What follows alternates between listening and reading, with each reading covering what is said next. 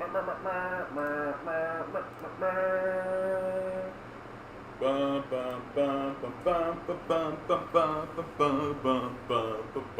break it down. What? Yeah, what? How you guys doing? We did it. We're here. Glory be and mercy me. We've done it yet again.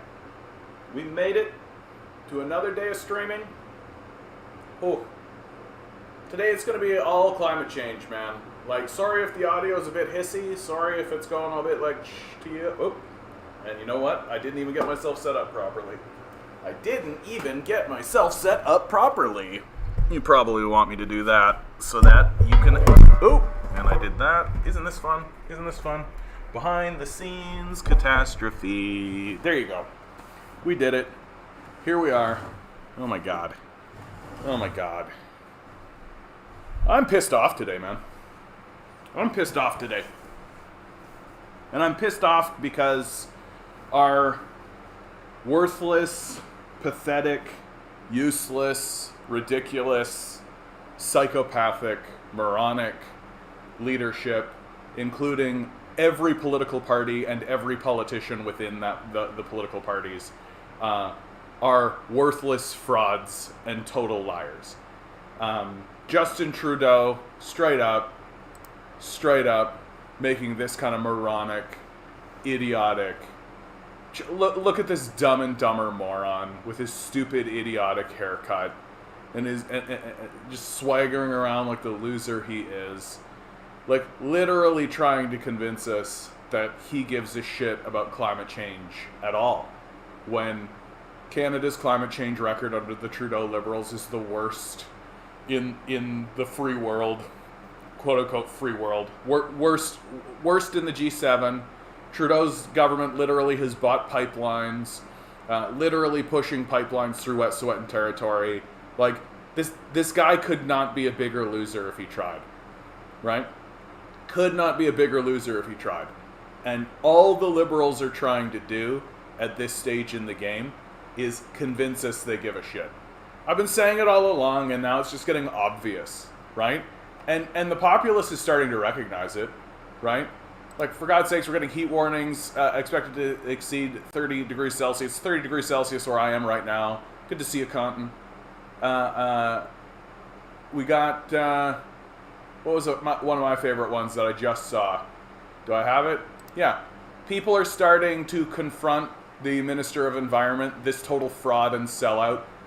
Complete loser. Used to actually be a Greenpeace activist. Just sold out to corporate power. Is the Environment Minister for Canada. Just a loser. Minister Guilbeault interrupt during a press conference in Montreal. You're a climate criminal. This should happen to him every single day. When he steps outside of his house, people should be confronting him with this. Like, this guy's a absolute loser. Couldn't be a bigger loser. Like, the only loser that's bigger than him is this fucking dumb-looking idiot. Like, if you're literally walking to a ballot box and putting in your thing and being like, liberal, get fucked, you fucking loser. Like, just absolute losers. We might as well have the Conservatives in, right? The Conservatives actually have a better environment record than the Liberals. Like, straight up. When you actually look at the policies and you look at what happens, right? The Liberals literally subsidize the fossil fuel industry. This by itself makes them the biggest losers to be running the country. Like, say what you like about Stephen Harper, and there are things to critique without a doubt, but he actually believed in the principle of free market capitalism. He actually believed in it, right? He said, no, the market should decide, right? And so what happened when fossil fuel execs came and said, hey, can you bail us out? He said, no. You said that the whole thing is free market deciding, right? Well, the free market's deciding, and if you can't make any money, sell it, get out of it, right? That's the point, right? That's why the fossil fuel industry didn't support the Conservatives. They supported the Liberals, because the Liberals turn around and give the fossil fuel industry enormous subsidies, massive handouts, right? While turning around and pretending that they actually have prioritized climate change policy. Like, it's baffling. If you actually legitimately think that the Liberals have prioritized climate change policy, you're a dupe. Like, you're just a dupe. There's literally no evidence to show that it's the case. Well, John, they put in a carbon tax. Yeah, they put in a carbon tax. That had to have done something. Put in a carbon tax. All it did is it made you pay more for the gas that you're already using, right? While the subsidies that the Trudeau government gives to the fossil fuel industry completely obliterates any financial pressure that must be put on them for having these taxes in place in the first place. It's literally just a tax on drivers, basically, and farmers, essentially. Like, we're getting to a point where what we are seeing is just childish bullshit. That's what this is. It's just childish. Like, literally, Justin Trudeau and all of these politicians are babies that never grew up. They've never been confronted with anything real. They've never had to actually fight for anything. They've always just cried for a lollipop and gotten it. And now we are facing what it is to elect total babies into power. These guys don't know what to do when confronted with actual challenges. They don't know what an actual challenge is. They've never experienced it. They don't know. They're illiterate in the game of life. And it's just getting to be moronic at this point. And supporting it at this stage, like, I can't imagine walking into a ballot booth and voting Liberal. Like, how dumb are you? Like, how reduced in your capacity are you to vote for people who are actively lying and deceiving and betraying you? It's staggering to watch. Yeah, and at least, good to see you, Watson. At least the cons don't BS people about what they do. Yeah, they're open about their bootlicking of the ruling class. Yeah, that's right. That's right. Good to see you, Nova Scotia. Just heard on CBC radio, monarch butterfly population is decreasing. Yeah. Like, we're facing an extinction moment, guys. Like, we're like, we're, and it looks to me like we're literally just going to sleepwalk into it. Like, that's the part about it that I think is so astounding. That it, like, I can't imagine what it would be like to live in London and be surrounded by people who are just not surrounding the halls of power. Like, the place is literally on fire, and people just seem to be like, well, gotta go to bed because I gotta wake up and get to work for these guys that are actively destroying us. Ha! Free market capitalism. It's the greatest system ever. Like, we're dealing with beyond stupid. Like, I think that we are looking at, like, just, like, chaos death worshippers. People who literally are just like, just get a job, you'll be dead soon. That's it. These guys who are like, get a job, they might as well just be saying, get a job, you'll be dead soon. Right? They worship death. It's obvious, right? But legal weed.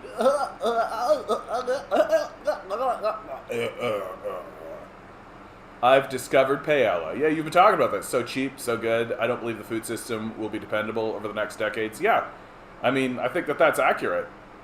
Like, it's pretty clear that we're facing, like, pretty major famine moments here, and like that if it's hot enough to burn down concrete buildings, it's hot enough to burn down crops.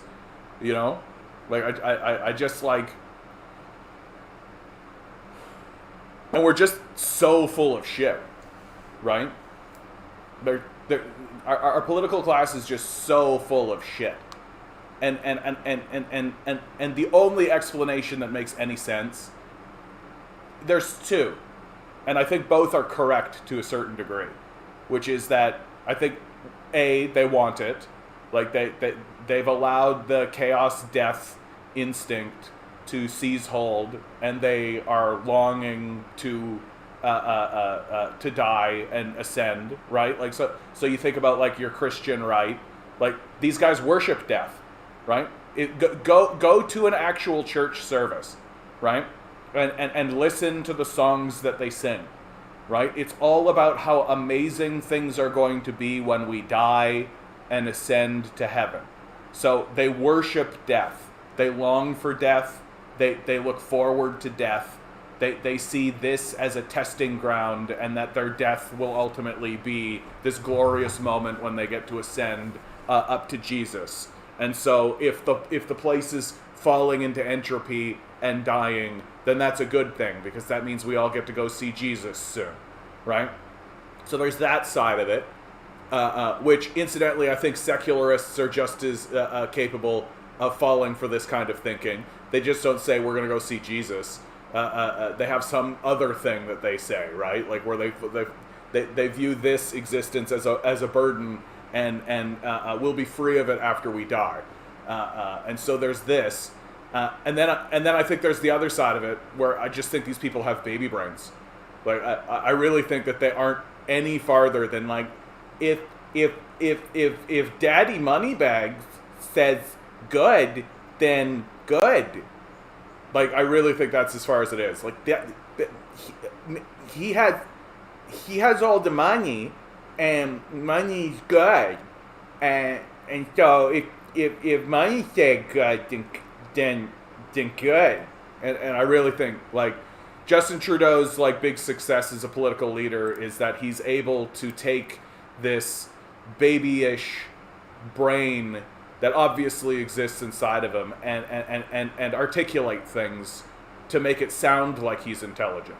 That seems to be the only skill he actually has, right? Where he's able to like actually read from cue cards successfully, and there's somebody in the back writing his lines for him.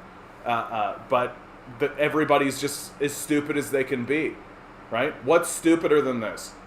What, like, honestly, what is stupider than what we are seeing today?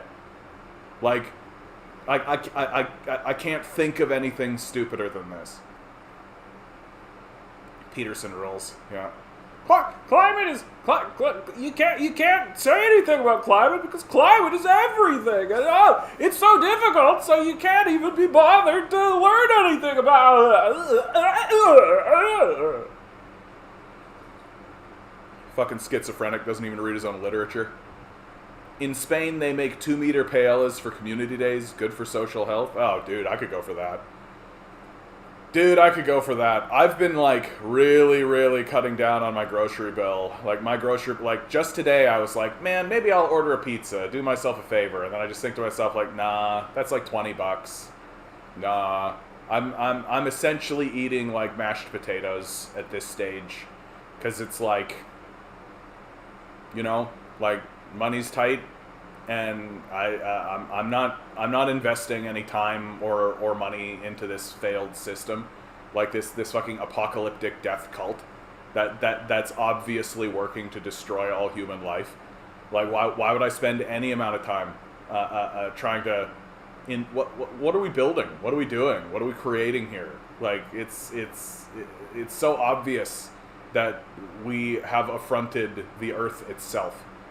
like if we were to use theological language, it's like we have incurred the wrath of God, and we are going to get wiped out for it. And while that's happening, we're all just like, the conservatives' unwillingness to prioritize climate change policy boggles my mind. The guy's been in power for what, like 10 years, and he's done fuck all. He's like he's done literally fuck all. Like, the carbon tax, while buying pipelines, increasing emissions. Literally, this guy went to a G7 meeting, and the leaders of the countries of Europe told him to get the fuck out. Like, he's a national and international embarrassment.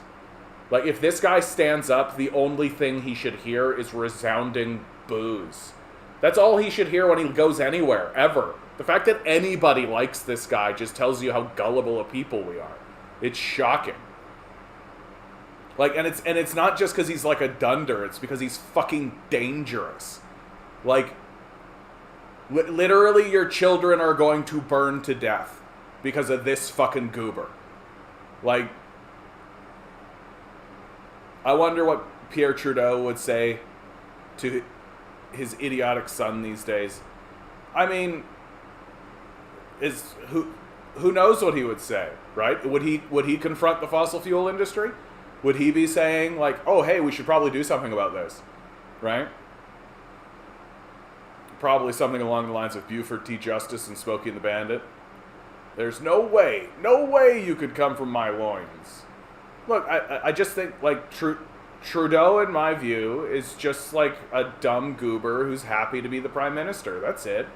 Like, if you made a movie about this guy, it would be about, like, some just dumb Luddite who gets into power and is just kind of happy to be there, right? I genuinely think of Trudeau that when he's 80, like when he's in his old age, looking back on his prime ministership, he's got to be thinking to himself, like, man, why did I do, like, fucking nothing? I did literally the opposite of anything. Like, I could have done real things to actually improve the lives of of the citizens of Canada, and I chose this. I chose this worthless path of total subservience to a death cult that is obviously destroying us. Like, I can't imagine you would think anything else. Like, this is a guy who's going to be 80, like, recognizing that he's a total failure. He's a total failure as a leader. He's a total failure as a politician. The only thing he's good at is selling out Canada. That's the only thing he's ever done. And now, like, this stupid haircut he's got on is just a testament to how fucking dumb this moron is. And we're all just like, oh, wow, better go vote true. At least he's not conservative.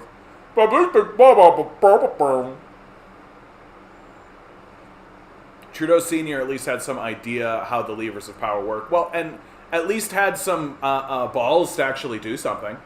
Like, Trudeau Sr., like, the reason why we have a Charter of Rights and Freedoms at all is because of the Trudeau Sr. government, right? Like, the healthcare system comes into fruition underneath the Trudeau Senior Liberals, right? Like, what's this chowderhead's legacy? Just selling out Canada to a fossil fuel apocalypse, straightforwardly. Like, he's just an embarrassment.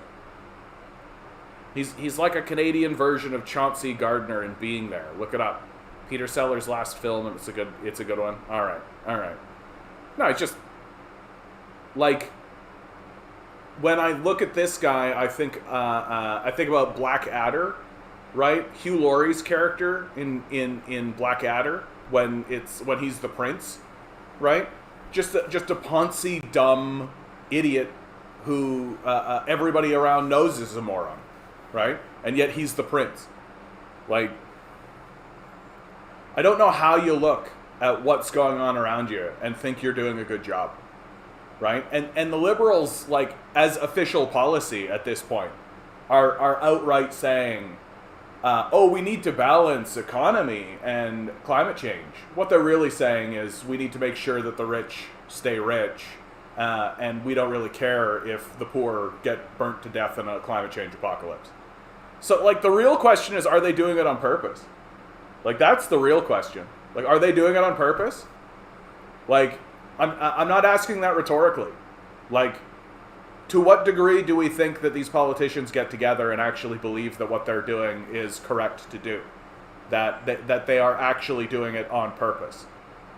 Like, Chauncey is a simpleton who always happens to be in the right place at the right time, to the extent that he ends up being a potential presidential candidate. Yeah. Like, I mean, for God's sakes, like, that's Trudeau's whole life. Right. Without the Trudeau family name, this guy is nothing. Literally. Like, literally nothing. Like, nobody would care about him. He is irrelevant. Yeah. Have you read much about the insect apocalypse? Yeah. I mean, it's just going to be wave after wave after wave of it, guys. Like, there's always going to be a new extinction. Right? Because it's going to be extinction after extinction after extinction. It's going to be forms of life being wiped out, right?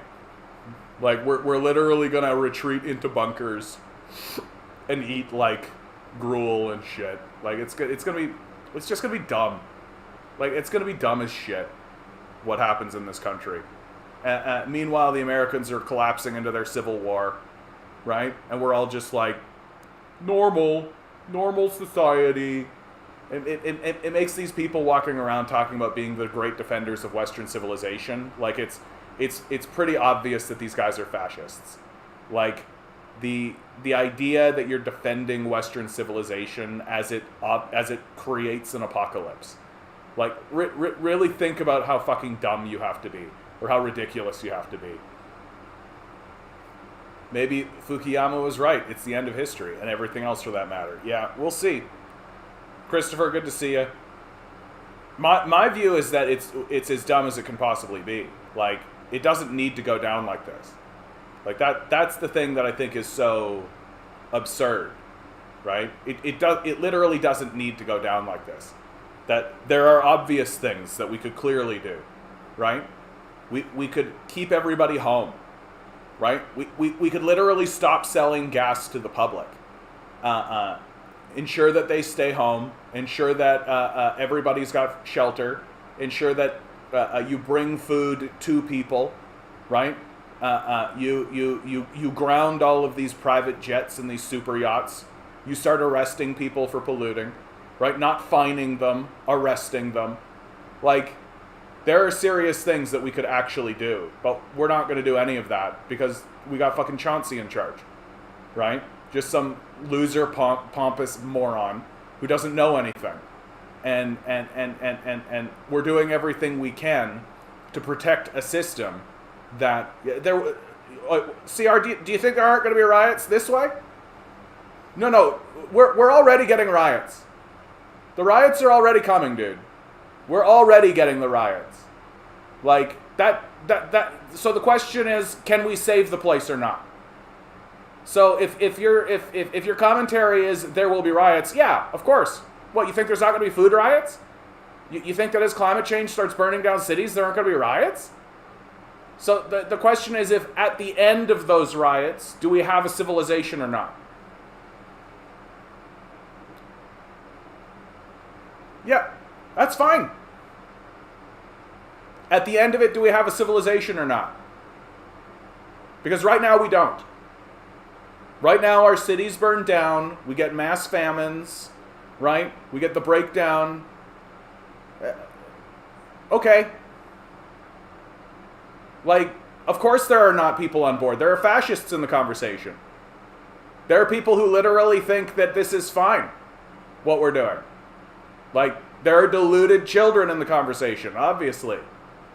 Like, and somebody's got to start talking about what we should do, and what we can do, and what needs to be done. Someone's got to do it. You hearing it from anybody else? You hearing it? You hearing it from literally anywhere else? No, because no one else wants to actually say that. Oh, we got to do, like, we have to actually start acting like adults, right? No one actually wants to stand up and actually start saying, yeah, we got to start acting like adults, right? And if a bunch of children, little babies, little fascist babies, are going to start rioting over acting like adults, well, what are you going to do? Like, what are you going to do? Like, the coming famines and the apocalypse that we are in is deadly serious. And this idea that we shouldn't act like adults because there are children, like, I'm over it. Like, I'm dramatically over it. Like, I'm not supporting any of these politicians, these little baby-brained children. I'm not supporting any of this, right? I'm not selling myself to a death cult. I'm not involving myself in this total catastrophe, right? It's time for a society to grow the fuck up, and when the children revolt, right? When the children throw their little hissy fits because they don't get to get in their fucking diesel guzzling super tankers and drive around in trucks that are as big as fucking World War II tanks.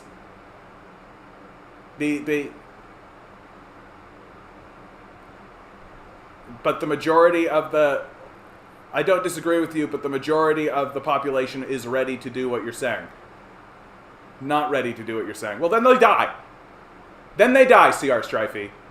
That's it. That's the end of it. Then they die.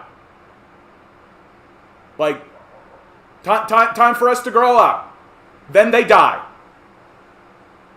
That's what's happening here. If they're not ready to act like adults, then they die. And if no one is willing to actually stand up and say, this is what we need to do as adults in order to secure the future of our civilization, then we die. These are the stakes. And you saying it doesn't change it. Doesn't mean anything. Grow up or die. That's what's on the table here. And just because there's some whinging babies in the corner who are going to throw a hissy fit because they don't get to drive around in their World War II tankers, doesn't change it. Just because there are these loser fascists walking around saying that what we need to do is go after the Jews or whatever, doesn't change what we need to do and what must be done and what must be said and what principles we have to organize under. Fight or die. Get the whinging out of here.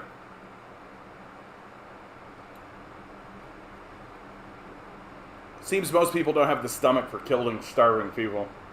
I mean, but John, I love my World War II truck. Dude, like, this is how we know for sure that free market capitalism is an abject failure. The trucks that these guys are driving around are as big as World War II tanks. Like, that's a failure. Just like an enormous, massive, like, unbelievable. Like, are you kidding me? Nobody needs this. There's nobody that needs a truck like this. There's not one person, right? I don't even care if you're hauling concrete and shit. Like, I used to fucking, like, I worked in rural farms, right? We didn't have fucking big World War II size tank trucks driving shit around, right? Like, it's unbelievable. Who is going to give these commands? Trudeau, Poilievre. This is why we're surrounding the halls of power. That's the solution. That's all we have left. There's nothing else to do. There's nothing else to do. We have to organize to surround the halls of power. Like, we're not going to work it out inside the buildings. We're going to work it out in the streets because we don't have an alternative. Because the ruling class and the power structure itself has gone psychotic. Like, and if you're thinking to yourself, that seems unlikely, I agree. But that doesn't mean we don't do it. Right? When you have only one choice, when you have only one thing that can be done, when there is only one way through, you do it. And there is only one way through. We will not vote our way out of this. We will not find success through the electoral system. The people who are in power, i.e. the people who have money, are psychopaths. Worse than the Nazis. Worse than the Nazis. These people are full-scale psychopaths. The choice is to gather en masse and surround the halls of power and wrench power away from the psychopaths, or die. Those are your choices. Pick one. And if you can find an alternative, you tell me all about it. You let me know. I'd like to hear it. I'm down for any other solution you've got. I'd like to hear it. But I'm over this idea that we should not pursue the solutions because it's tough or unlikely. Just sounds like whinging to me. Just sounds like whinging to me.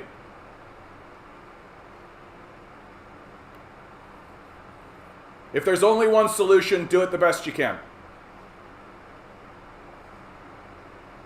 Yeah, there's enough cops with an appetite for killing starving people out there. Well, eventually, like, there have been cases throughout history where the populace will rise up and the cops will go along with them because things have gotten so bad. Like, there have been power structures that have fallen specifically for this reason. That the populace will show up and the cops will basically be like, yeah. Like,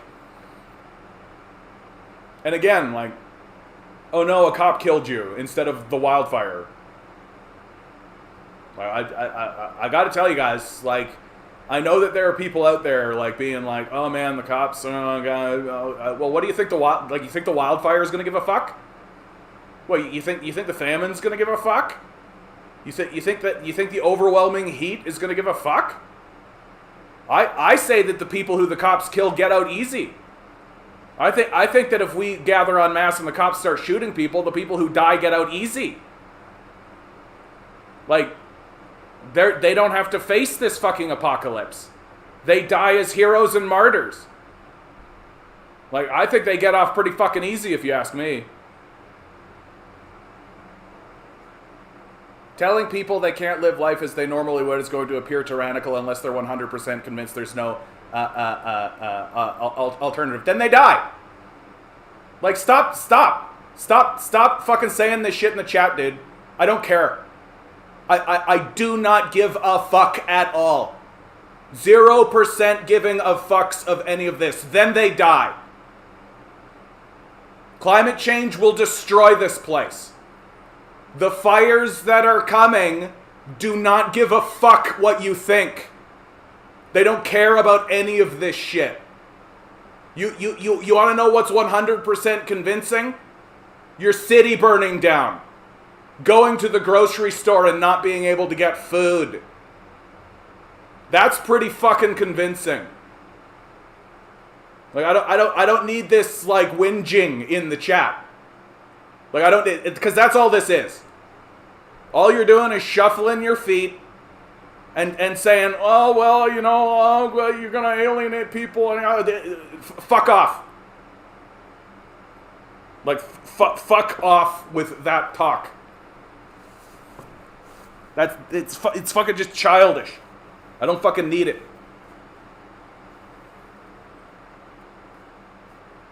Like, time to get fucking serious.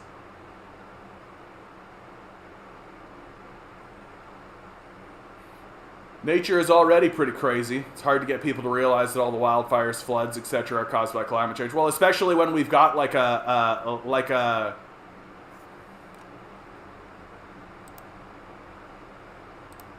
get the fuck out, dude. Get the fuck out. I don't need this bullshit. I don't need this bullshit fucking at all, dude. This whinging, whining, childish, baby bullshit. This little kid nonsense. This tiny little fucking 5-year-old trash that you're filling the chat with. This whinging little kid, little baby sucking the cock of psychopaths bullshit. Fuck you. Fuck off.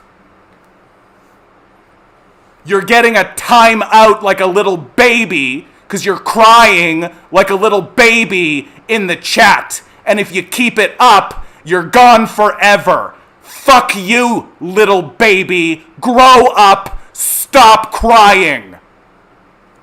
Jesus Christ. Fucking Jesus Christ. This is exactly the type of bullshit we're up against. This is exactly the type of childish, little kid bullshit we're absolutely up against. A bunch of foot shuffling, little tiny crying babies walking around being like, well, if we do that, we'll offend the billionaires and we should surround these people's houses. Like, I don't need this little baby shit. It's time to fucking nut up. It's time to fucking grow up. Well, you think these billionaires are gonna give a shit after your house burns down? You think when you're working your life away for these guys, they're gonna turn around and actually have sympathy for you when you can't get food? What is this baby shit? Get this shit out of here. Grow up. Like, fight or die. Fight or die. That's what's happening. And I don't give a fuck if, there's a lot of people, and there's a lot of people who are, and they're gonna, yeah, so what? What's your point? I just see a crybaby. Fuck.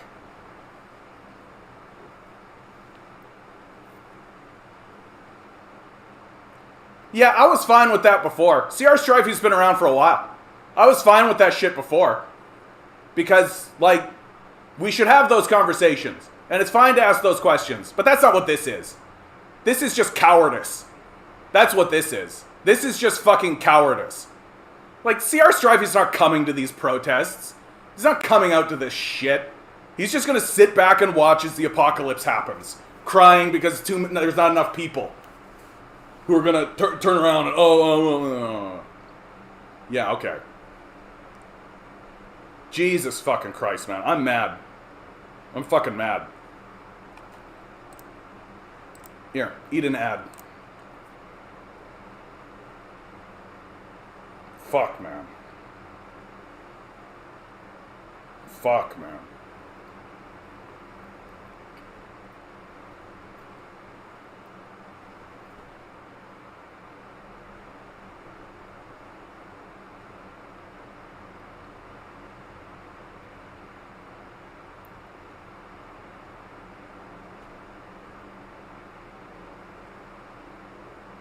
If we don't actually say these things,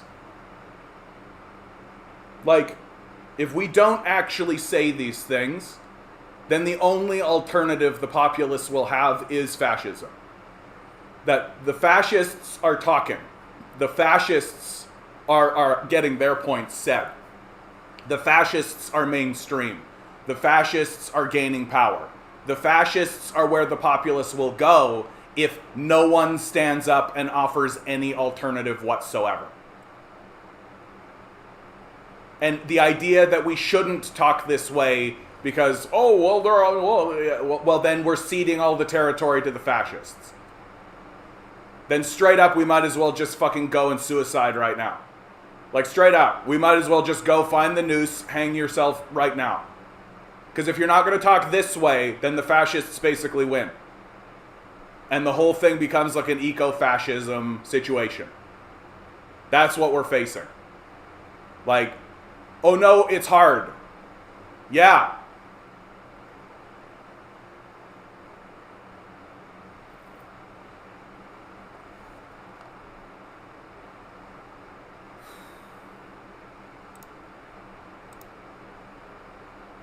So, this is what I wanted to read. There's an emergency room crisis in Canada, and a new wave of COVID-19 is making a dire situation worse. Lots of people walking around pretending like COVID-19 is over. Well, here's an article from Maclean's. Dr. Kashif Pirzada has worked in ERs for 15 years and is witnessing the damage from overcrowding and understaffing. Patients are extremely upset, and I would be too. Dr. Kashif Pirzada has been an ER doctor in Toronto for 15 years. In recent weeks and months, he's witnessed the overcrowding and long wait times that patients have been forced to endure. And that was before a new wave of COVID-19. Exasperated, what he says is unclear messaging by provincial governments.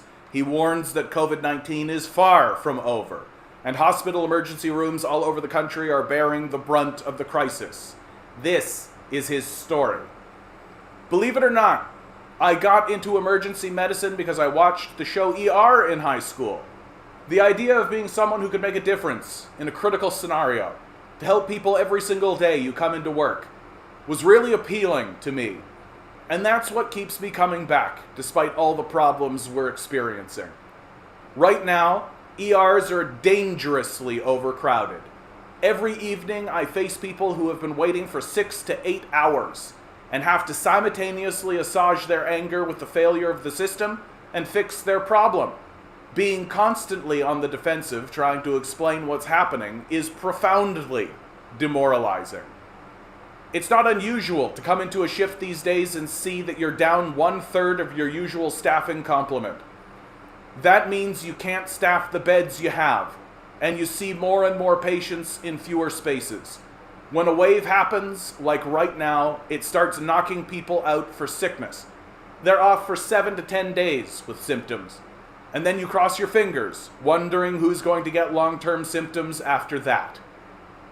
When we're stretched too thin, paramedics can't offload patients because there's no one to take care of them. So we have 10 to 15 teams of paramedics practicing what we call hallway medicine before someone can resume care.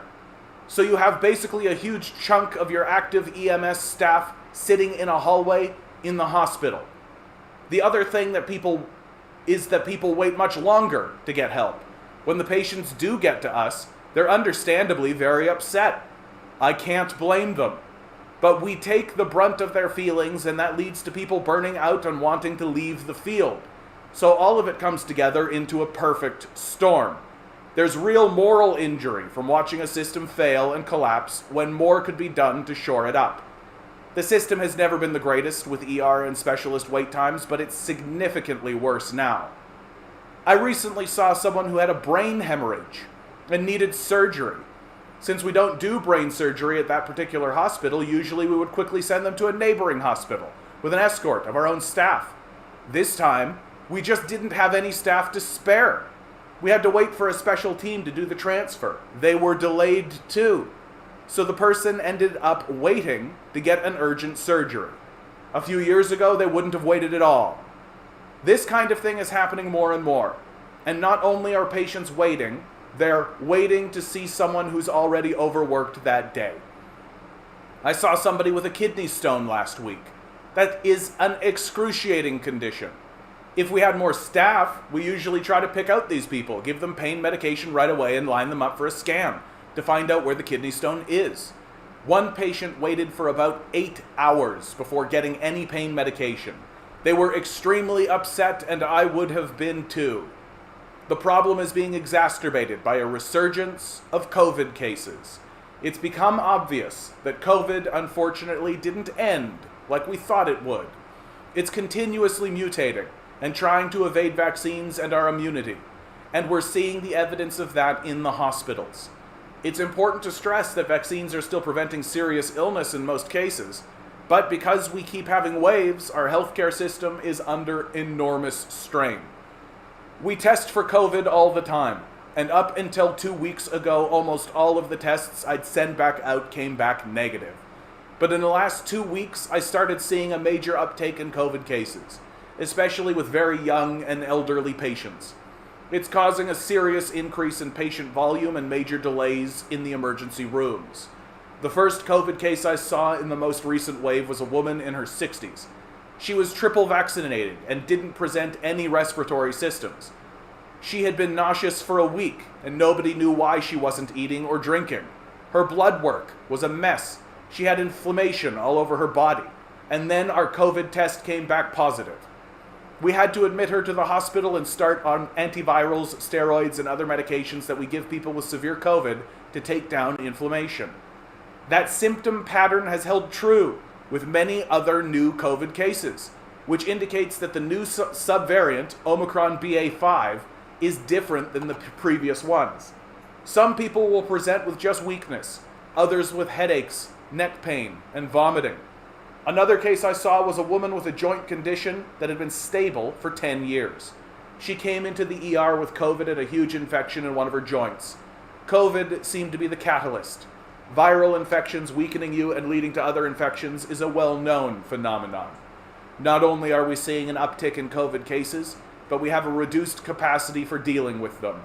We've lost a significant number of experienced nurses over the pandemic, especially in the last 6 months. We've lost doctors too, but definitely more nurses. They've had it. The stress has been too much, and I can't blame them. It takes years to develop an emergency room nurse skill set, like how to pick someone out of a waiting room who's going to deteriorate quickly. Losing each one of these nurses is a huge loss, and we've lost a ton. Because of the staff shortages, a lot of people have not been getting leave time approved. A lot of these people end up quitting. That's a common story among nursing and physician staff right now. Everyone is burning out. I found the issues to exist outside of the ER as well. Once we discharge patients, we rely on sending people out to specialists to deal with the conditions we find. But now specialists are overwhelmed too. I saw one lady who had a suspicious breast lesion and I couldn't get in to see anyone for 4 to 6 weeks, 3 to 4 weeks. Can you imagine wondering if you have cancer and not being able to get a biopsy or a scan for that long? In another case, someone had a new blood clot, and we couldn't get them follow-up appointments for months. We also get all these patients coming with long-term COVID symptoms, fatigue, heart palpitations, brain fog. The specialists we would send them to, neurologists, cardiologists, don't have the capacity to see people. We have nowhere to send them. Seeing whole families get sick at the same time is definitely a big theme right now. The lack of awareness really frustrates me. People are happily sending their kids off to camp with no COVID precautions whatsoever. And then a whole group of kids get sick, some of whom end up in the emergency room. I think the summer weather, with people doing activities outdoors, will keep the damage of this wave as low as possible. But what we're seeing in the ER is probably a dress rehearsal for what's coming our way in the fall and winter. So right now is a good time, policy-wise, to plan for that. That would entail making sure that all indoor spaces have excellent ventilation by upgrading HVAC and putting in HEPA filters, and improving messaging from the provincial government so the public knows when they need to mask. Unfortunately, I think ERs will look like this for a long time, until we find a way to significantly beef up capacity. It's going to be a longer road than we thought. And let's be real straightforward here, right? It's going to be a longer road than we thought because the political class is trying to privatize the healthcare system. They're literally cutting funding during this period of time. They're literally going after the healthcare system with the intention and the goal of privatizing it. That's the reason why we're getting reports like this. Why isn't there a doubling down on nurses? Why aren't we trying to... Look, we're in a pandemic, for God's sakes. Why isn't there increased funding for nurses? Plenty of increased funding for military. Plenty of increased funding for war, right? Plenty of increased funding for that. Where's the increased funding for the healthcare system? Oh, it doesn't exist. And in fact, it's getting worse. Why? Because they're privatizing it. Like, that's what they're doing. That's the goal. That's what's happening. They want to turn us into the United States, where while you die, they pilfer as much money away from you as they possibly can. That's what's happening.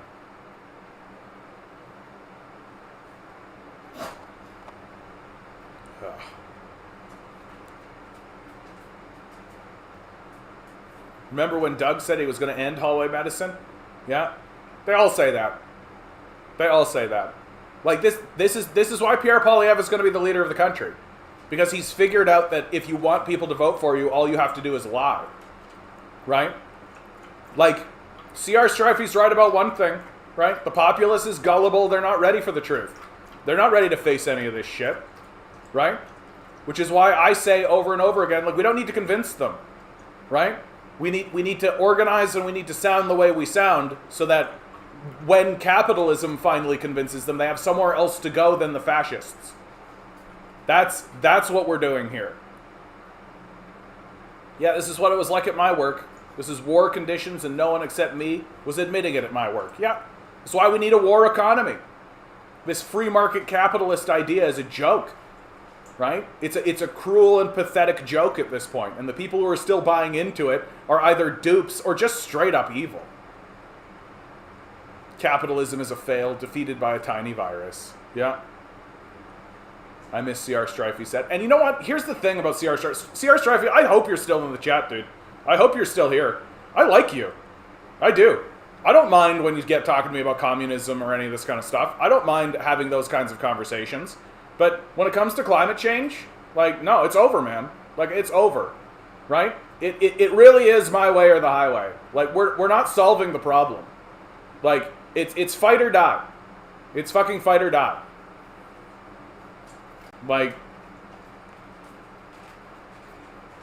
a great many people under capitalism don't get any medical care.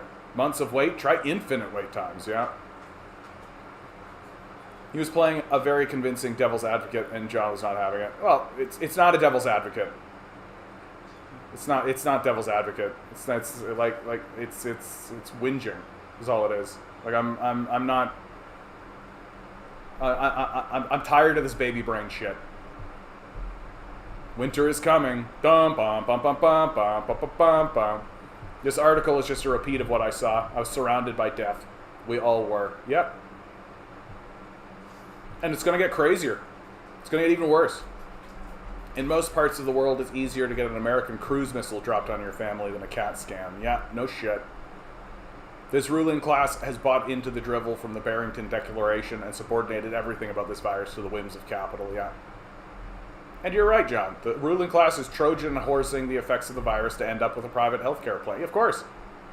Private healthcare is just part of the genocide. It's extraction and abandonment. That's what we're experiencing now. It's exclusively extraction and abandonment. That's the policy at this stage in the game. It's just extract as much as you possibly can, and then when you can extract no more, abandon. Right? And what have they done just in time for this fucking apocalypse? Oh, if you got some kind of thing, you could do the medically assisted dying. We'll help you suicide out, right? We'll do everything we can to make sure that you can kill yourself. It's not a dissenting opinion. It's cowardice. It's not a dissenting opinion. The sun doesn't give a shit about your opinion, C.R. Strifey. The sun doesn't give a fuck about your opinion. You're not offering a dissenting opinion. There is no dissenting opinion to the overwhelming power of the sun. And just because you're pointing out that there's a lot of whinging cowards in the world doesn't mean anything. Do better.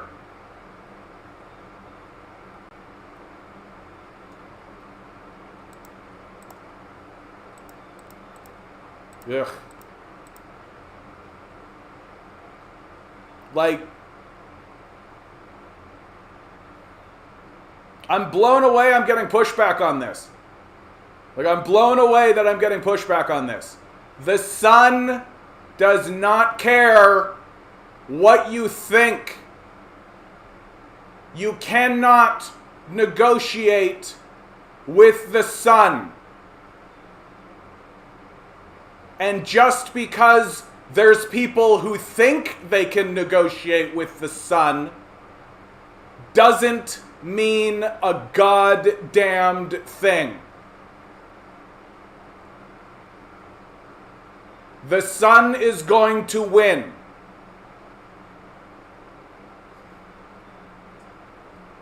There's no such thing as a dissenting opinion.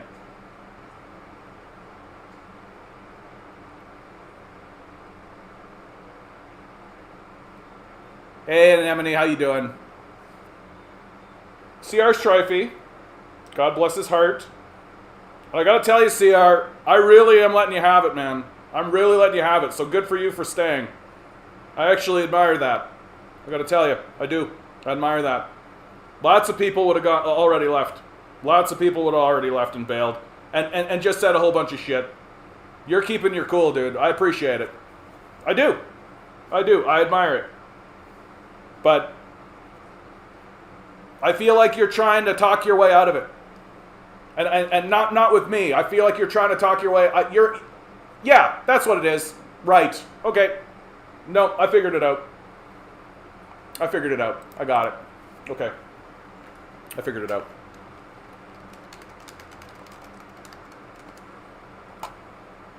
The 5 stages of grief. Denial. Angering. Here's you. That's you, CR. Figured it out. You can't bargain with the sun. You can't bargain with the earth. You can't negotiate your way out of it. You can't create some kind of compromise position. There's no centrist position. It doesn't exist. There's no bargaining. That's why centrists in this society are becoming fascists. Because if you attempt to compromise with the sun, you become a fascist. There's no alternative. And it is because you find yourself in a place where you want there to be a solution. And I would love there to be a solution, dude. I'm dead serious. I would love for there to be a solution. I would love it if I could go to a ballot box and put a ballot in a ballot box, call it a day. Absolutely. That would be my preference, frankly. That's why so many of us tried to do that. That's why so many of us had hope in these liberals while they acknowledged our climate change concerns and then betrayed us. Right? No Stalinist convo today in MNE, for sure. No, that's not happening today. I'm promising myself that's only going to happen once a week.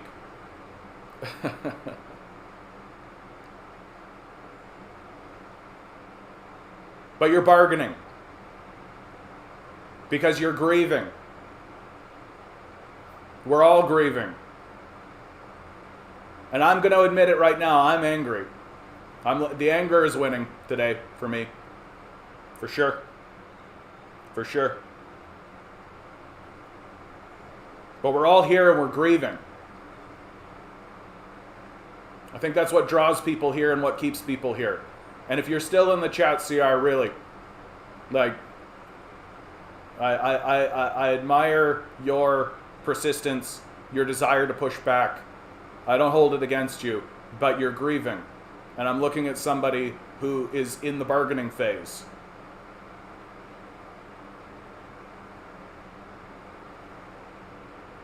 You can't bargain.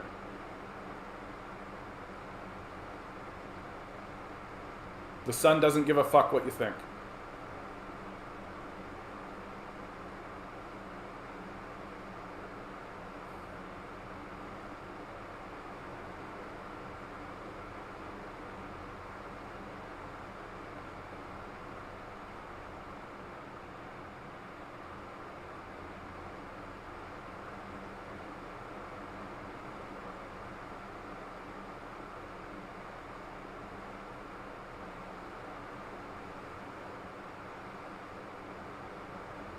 Can I get to a place of acceptance?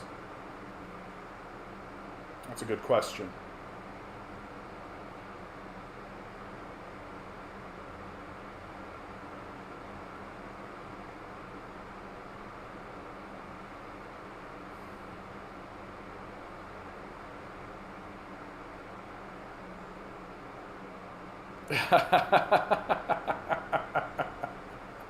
John Smith. You're right, dude. We just got to orc the sun. We just got to orc the sun. We got to take one of those Jeff Bezos rockets. We just got to strap a bunch of soccer hooligans to it with like AR-15s or whatever, and just whoa. That's what's gonna do it for sure, dude. For sure. For sure. I've been angry since 2008. The financial crash, eh? Yeah, that was a good one. I've been angry for longer than that. I think you might be right, CR Strifey. That we can agree on. It's going to play out like Don't Look Up. People ain't going to do anything until they're personally threatened. Is that true or though? Like, is that true, do you think? Like, we have seen, here in Canada, here in Toronto, we have seen people rise up. The climate change protests that happened before the pandemic, there was 100,000 people in the streets. That was very scary for the power structure.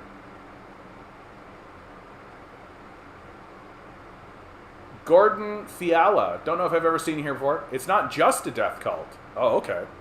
Unless you mean it's self-destroying, killing others, and revolves around inevitable death substantiated with mandated death and death causing. Get your facts straight. Thanks, Gordon. CR Strifey, man.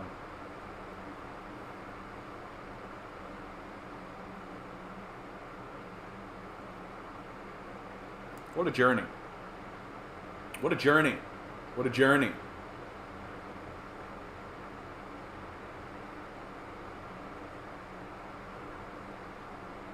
We have seen people rise up on the issue of climate change. We have seen it. Recently. It was not that long ago. I was at that protest.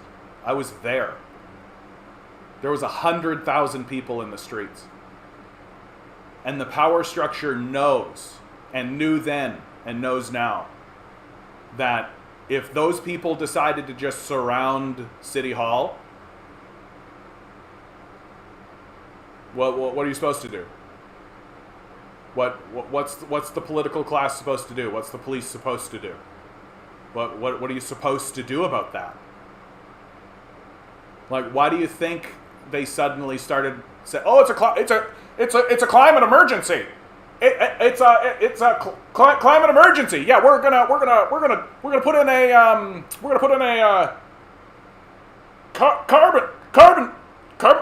carbon tax. Yeah, because they were scared. Because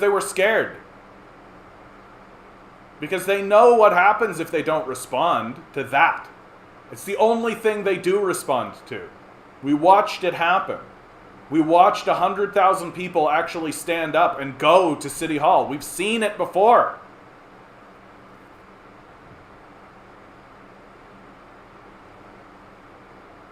We've seen it before.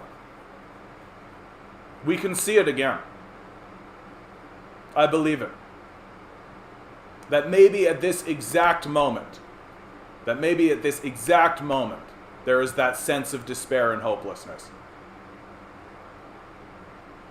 But that doesn't mean anything.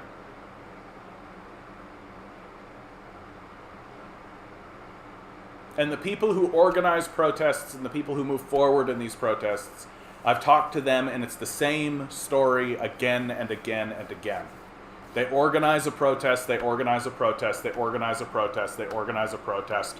Nobody shows up, 10 people show up, nobody shows up, 100 people show up, nobody shows up, 100,000 people show up.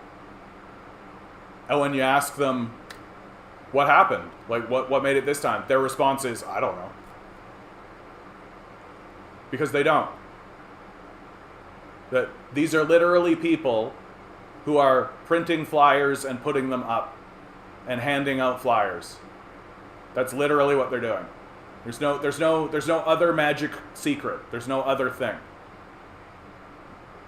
And then suddenly, for whatever reason, you do it and 100,000 people come. And you don't know why. You don't know why it was this time.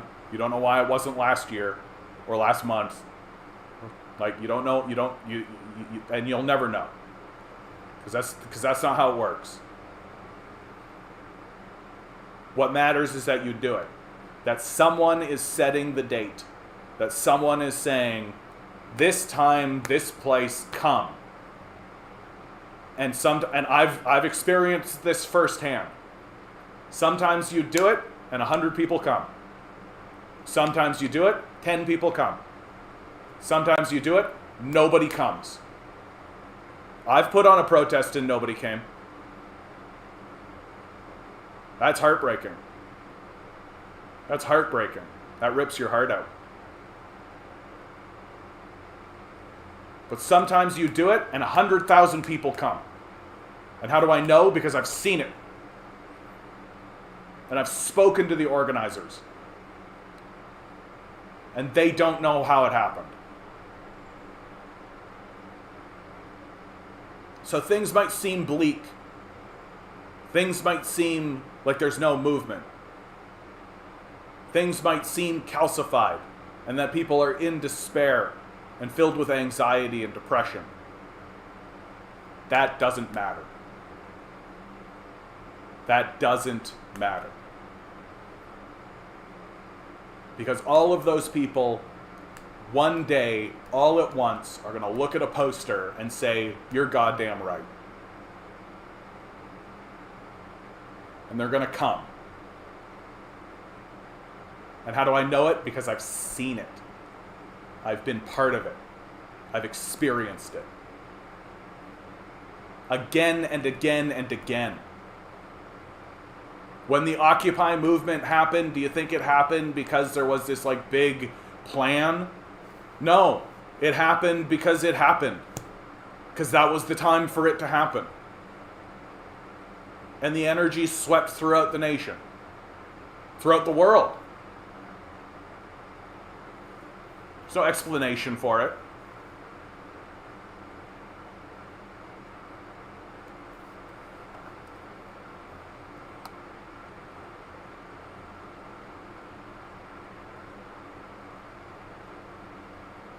I feel like I've come to acceptance, though it ain't much comfort. Yeah. I do think it's easier. I do think it is easier. I think we should all make more air conditioners. Just make more. That's all we need to do. Just more, more, more. That's right. It's like that episode of Futurama where we drop an ice cube into the ocean, right? Thereby solving the problem of global warming forever. But thereby solving the problem of global warming forever! Just constantly dropping more and more ice into the ocean. Cool it off. We did it. We did it. Here we go, here we go! I was in middle school in 2008. I was still aware of climate change. It's been a thing looming over me my entire life. Yeah. Yeah. I remember, for me, it was way back in, like, 1999. Like, when did An Inconvenient Truth come out?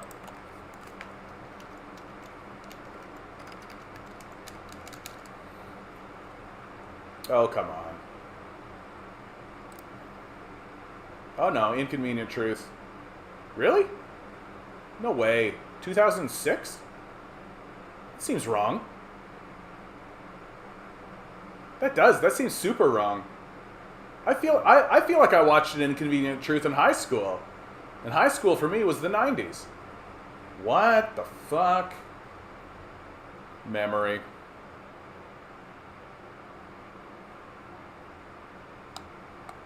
No, I feel it's got to be something else. Hold on. No, because I remember we watched it in my school. Am I crazy? What the hell? Dude, that's weird. That's actually really weird. I have like a distinct memory of watching this film in my high school. That's odd, man. That's real. That's weird. Oh well. Yeah, very scary to the power structure for one day. I mean, it's like that kind of thing is very threatening. It only takes one day to do a revolution. It only takes one day. Right? Like 100,000 people gathering around the halls of power is very threatening. Even if it happens once. Right?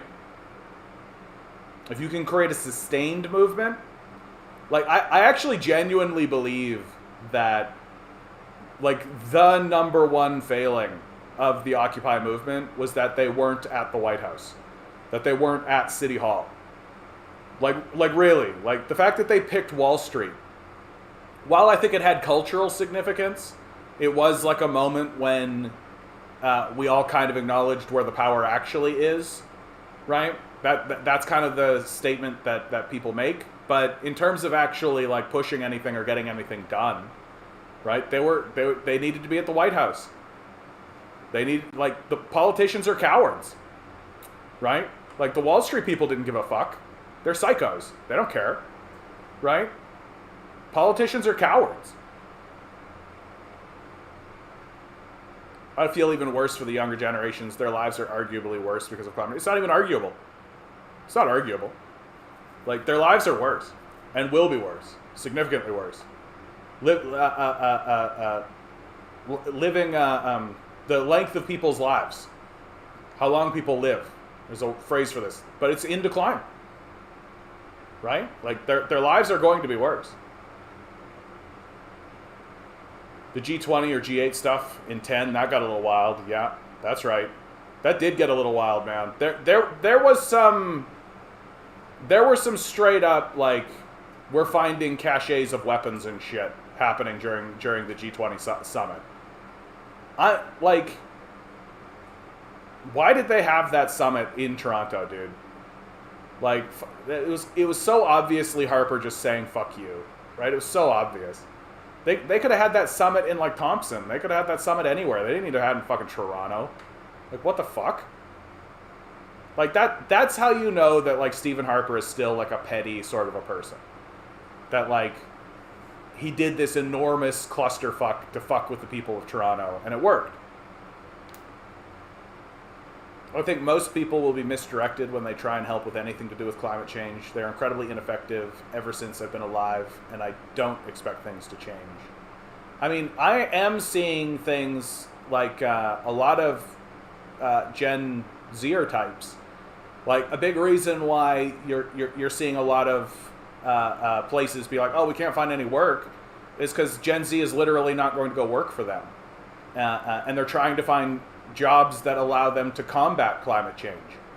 Like, that seems to be the ethos of Gen Z.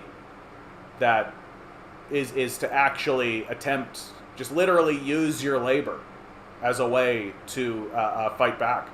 That only works to a certain extent. But we're going to ban plastic straws. Thanks, Branwyn. We got guys, we did it. We got the culprit. We got the plastic straws.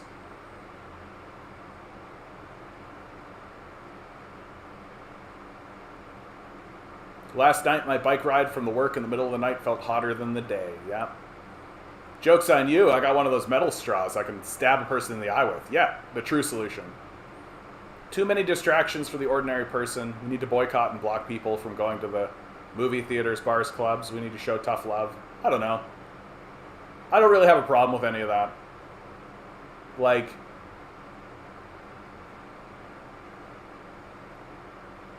it's going to get to the point where you won't be able to distract yourself from it. There just is going to be a point where it's just not going to be possible anymore. Right? When you have to rely on random chance, you're doing something wrong, and it does matter, yeah? I mean, what is this except random chance? Our very existence seems to be random chance. I actually love having this conversation about what is or is not random. What are you saying when you're saying randomness? What does random mean? Right? Like, you introduce dice into a game, and you've got random chance. But what is that? Right? Especially when you consider, like, we live as a singular quantum energy, right? Like, we're a singular energy, a singular source. We're made of the same stuff, right? So when you roll dice, aren't you just saying to the universe, Jesus, take the wheel? Isn't that what you're doing? When you got a game and you're rolling dice, aren't you just being like, all right, universe, what do you think? Right? Sort of imbues it with a bit more meaning, doesn't it? I think this way mainly for fun, by the way. I don't generally take that seriously. I just think that it's a fun position to discuss. It's interesting to, like, you play like a game of Settlers of Catan, and every time you roll the dice, you, like, beseech the Catan gods. Oh dear Catan gods, may your sixes roll true. It's very superstitious, I acknowledge it. They should ban metal ones to save eyes. Thanks, Major. Looking out for everybody's eyes. Yep. What did Lenin say? There are decades when nothing happens, and there are weeks when decades happens. Yep. And Emily says, there is, John, my paper on Stonewall. There needs to be enough collective grievances for people to collectively protest. Yeah. I got the AC cranked down to 64, so nice. I remember watching The Inconvenient Truth in middle school.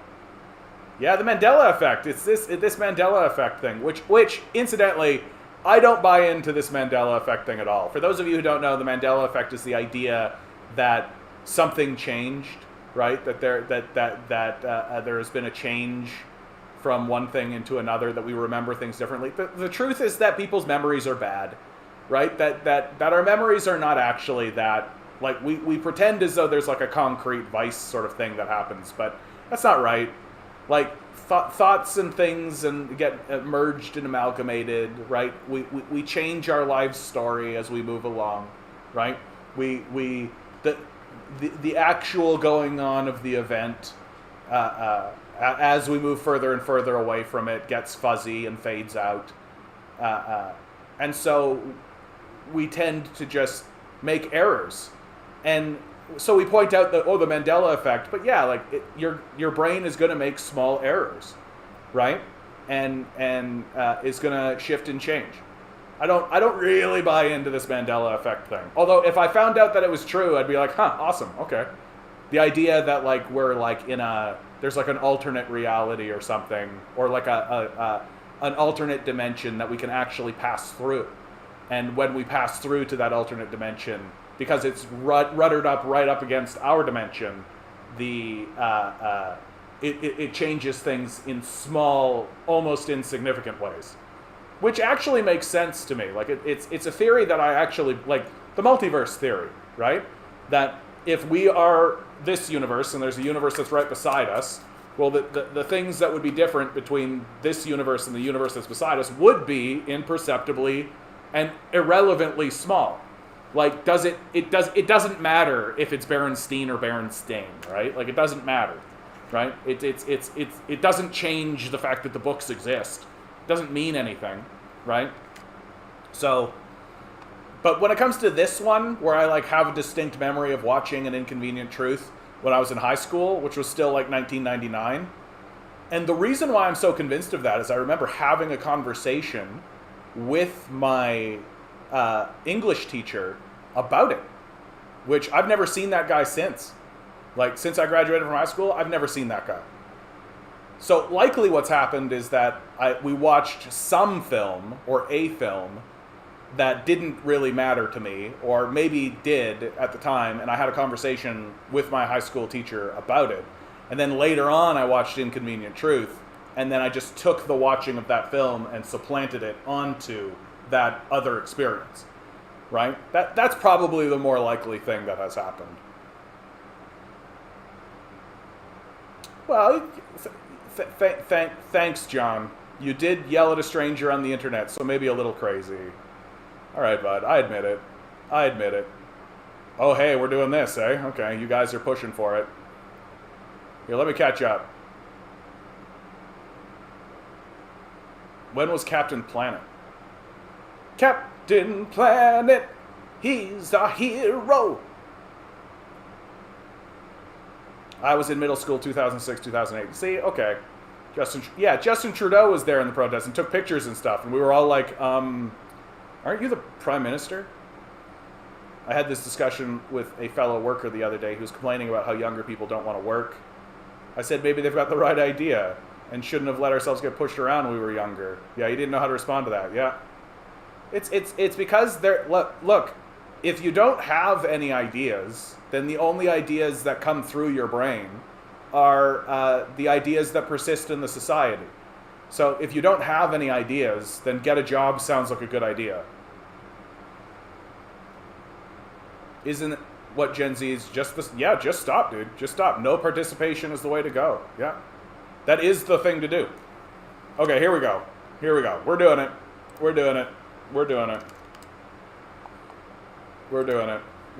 David Lynch. We got 8 people in the chat. We got 1, 2, 3, 4, 5, 6, 7 numbers.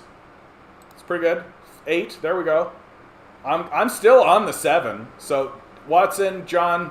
Here we go for today's number. Here we go.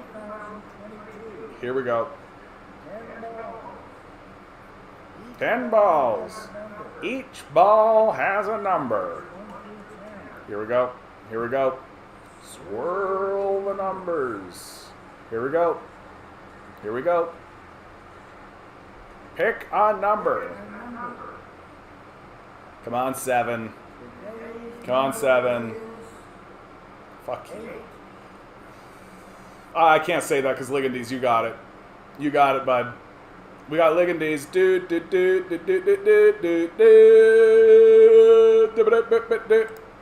And as we know, 3 is half of 8, so that's good too. That one's for DM, wherever you are, bud. Wherever you are.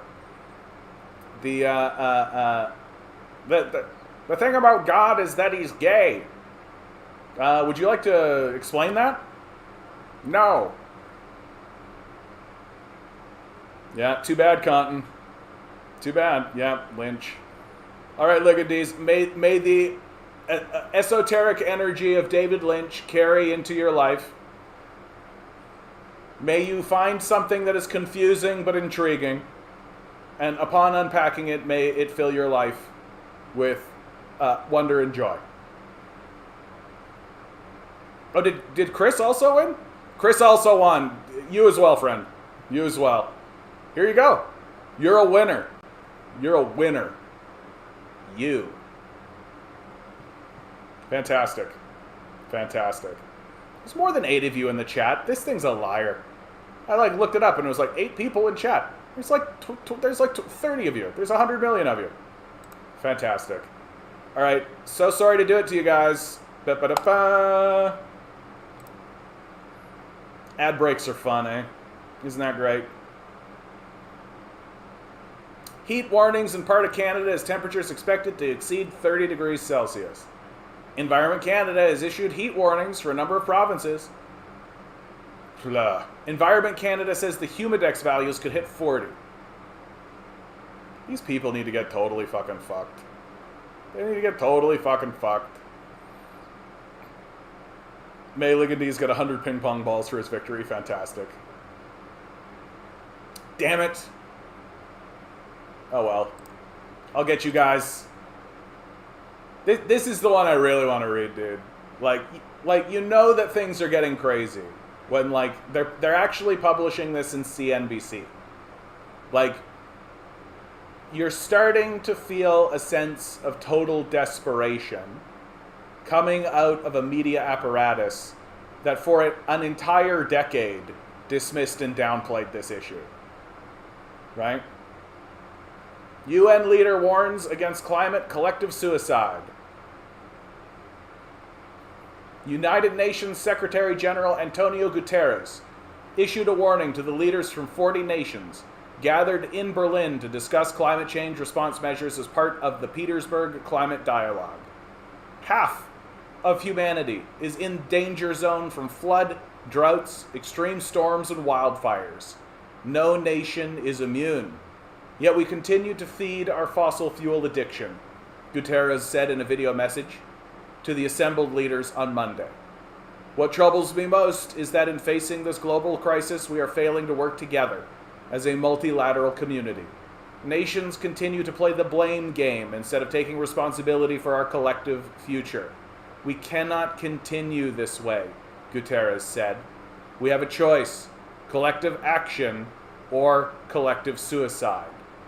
The leader of the United Nations laid out a multi-pronged approach for responding to climate change right now. Countries need to reduce their emissions by eliminating coal and moving toward emissions-free energy sources, like renewable energy.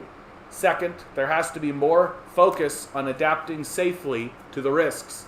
Third, wealthy developed nations need to make good on commitments to help underdeveloped nations get access to the financing they need to fight climate change.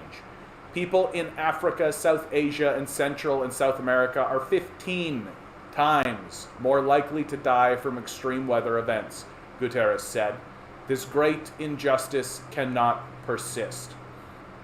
On this front, Guterres said there should be a system in place to respond to climate loss and damage that is already affecting the poorest and most vulnerable. Guterres made his comments as many nations around the world have been suffering from record high temperatures and raging wildfires. For example, Britain's weather service, the Met Office, issued a red extreme heat warning for the first time ever for Monday and Tuesday. Elsewhere in Europe, wildfires are forcing thousands of people to flee their homes across portions of France and Spain. Satellite data from NASA reveals just how widespread the heat waves have been recently.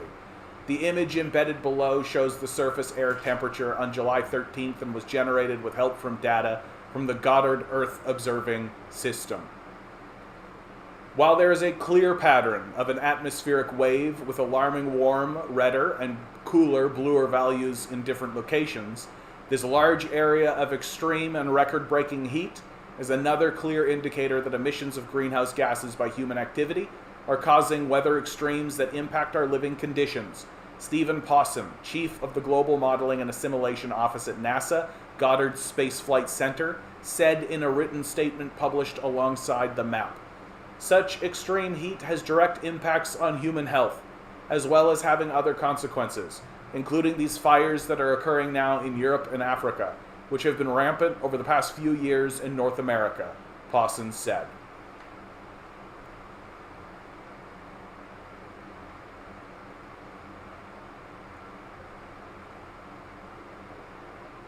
WEF owns the UN. WEF doesn't own the UN.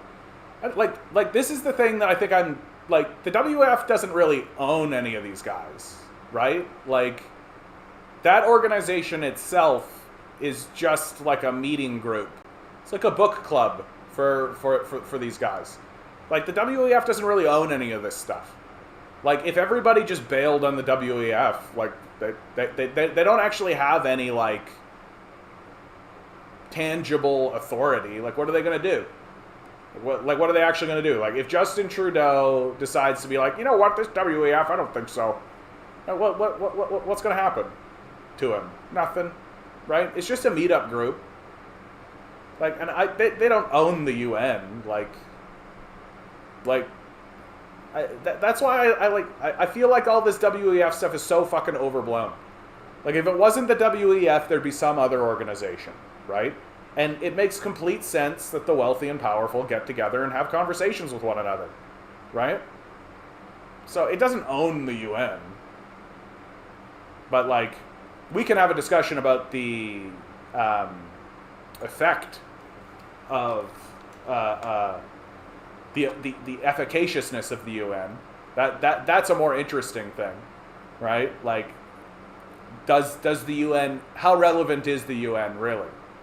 Right? Like, that's a more efficacious sort of question, I think. Yeah, dialogue. So we're still talking about it? Get it? Yeah, I love fossil fuels. Who doesn't love huffing dinosaur farts? What accent is ruined class? War farts. War farts.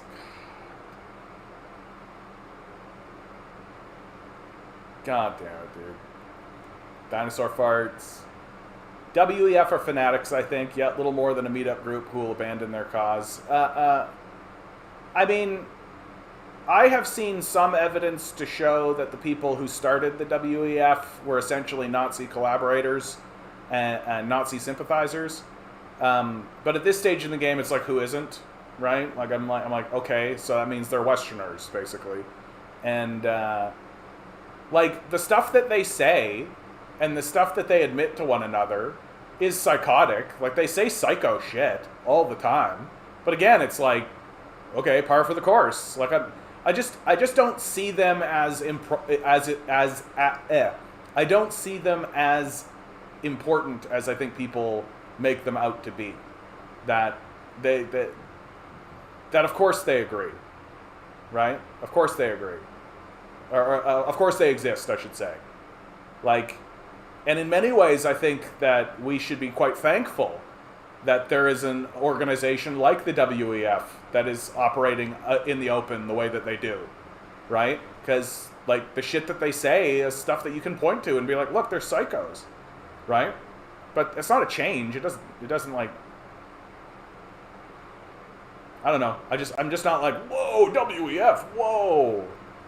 Of course, the inverse of these summer heat waves is the polar vortex stuff we get to deal with in the winter. Exactly. The WEF wants stakeholder capitalism, basically where corporations supersede the will of duly elected governments. Yeah, of course. Like, that's pretty obviously their goal, but that's not unique. You know? I just feel like there's people who come in here often enough who are just like, dude, the WEF, can you believe it? It's a world conspiracy. And I'm like, yeah. Like, yeah. I don't know. I've said this before, and I'll reiterate it here. I gotta like find a nice way to say what I think about the WEF, which is like, and I think that's really it. I think people come in here and they're just like, bro, whoa, what? Can you even, like, they take it over there and they're like, ugh. And I'm just sitting here being like, yeah, bro. Like, I know. I just am not like, I've known about these sorts of organizations since I was like 16. So, welcome to the club, I guess. and really, like, at least they're saying it in front of our faces instead of doing it in like their shareholder meetings and like in groups where nobody can hear what they have to say, right? Like, full cyberpunk, baby. I think that might be a mistake to think they're unimportant, but you're right, too par for the course. No, it's not that I think they're unimportant. I just don't think they own the place. I think that's the distinction, right? Like, of course they're important, right? But they're as important as they should be, which is that like world leaders and important people, wealthy people, come together and have little TED Talks with one another, right? To exchange ideas and try to like organize with one another and create and I am more or less of the opinion that such a place would always exist. There will always be something like the WEF. You'll never not have this, right? And it's not like a secret society or something, but like the WEF itself doesn't own anything. Could it influence people who do? Sure, right? Just like lots of things can influence people that have wealth and money, right?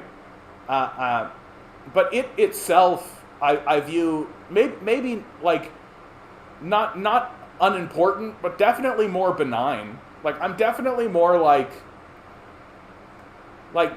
does it have an ideology of itself that it espouses? Sure. But is that ideology any different than anything we've heard from the death cult? No. So, like, when we're focusing on the goings-on of what happens in the world, the WEF is like a curiosity, certainly. It's interesting in that things get said there that are of note. Like, that's interesting, right? There are narratives that exist. It seems to be a place where people are willing to confess to things and admit things a little bit more openly than they otherwise would, it seems. But the true owners of the place are places like BlackRock, 6th Street, Vanguard, right? These are the actual owners, right? And like, does Larry Fink go to the WEF and say some stuff? Sure. Like, sure. But like, is the WEF the thing that's driving the ship? No. It's not like Spectre or something, right? Like, it's interesting. I think they're more like the mafia. Nothing gets done without their approval. Yeah, I don't know. It's like, do they have that kind of power? Like, that's the real question, right? Like, like, what power do they actually have outside of just influencing people through ideas? Like, they're not, they like, yeah. The WEF has taken the place for the Freemasons, the Bilderbergs with the tinfoil hat crowd. Yeah. But like, and again, like, those organizations exist. And again, right? Again, I say this a lot about the WEF. I actually would rather the WEF exist than not exist. Like, I actually think that that's really true. I would rather there be a place where people, powerful people, and people with money and wealth and prestige come together to actually talk about things, to attempt to foment some kind of plan, than not, right? Even though we know that when they get together, it's all like a conspiracy against the workers. Like, we all know that that's true. That they're coming together to talk about how to maintain their wealth and power and prestige. Like, that, they're certainly doing that. But I still think that it, like, I'd rather that exist than not. So that, like, because you think about, like, multi-billion-dollar corporations, moving forward in the world trying to do stuff, and there's a few of them doing the same thing, well, they're going to catastrophically collide into one another. Unless the people who own these places get together and actually talk about not doing that. So, like, I feel like the people who get really, like, about the... And it's not just the tinfoil hat crowd, although that, I think, is accurate. I think it's people who don't have a material analysis of the society. They get really, really up into the WEF territory, right? Because the I gotta find a way to talk about this to not alienate people who really love the idea that the WEF is a big deal, and hopefully this is the path. Like, the WEF is just sort of a symptom. It's just a byproduct of the whole thing, right? Like, yeah, there's a bunch of rich people with money and a bunch of politicians that they pay off, and they all get together and have conversations. Yeah. Like, and I think that that's, like, a big deal to someone if you don't actually have a material analysis of the system itself. Like, I don't consider the WEF to be grotesque. I consider capitalism itself to be grotesque, right? And that the WEF just exists as an outcropping of the system of capital itself. WEF's goal, stakeholder capitalism. Yeah. Is Mussolini's definition of fascism out in the open? Yeah, I mean,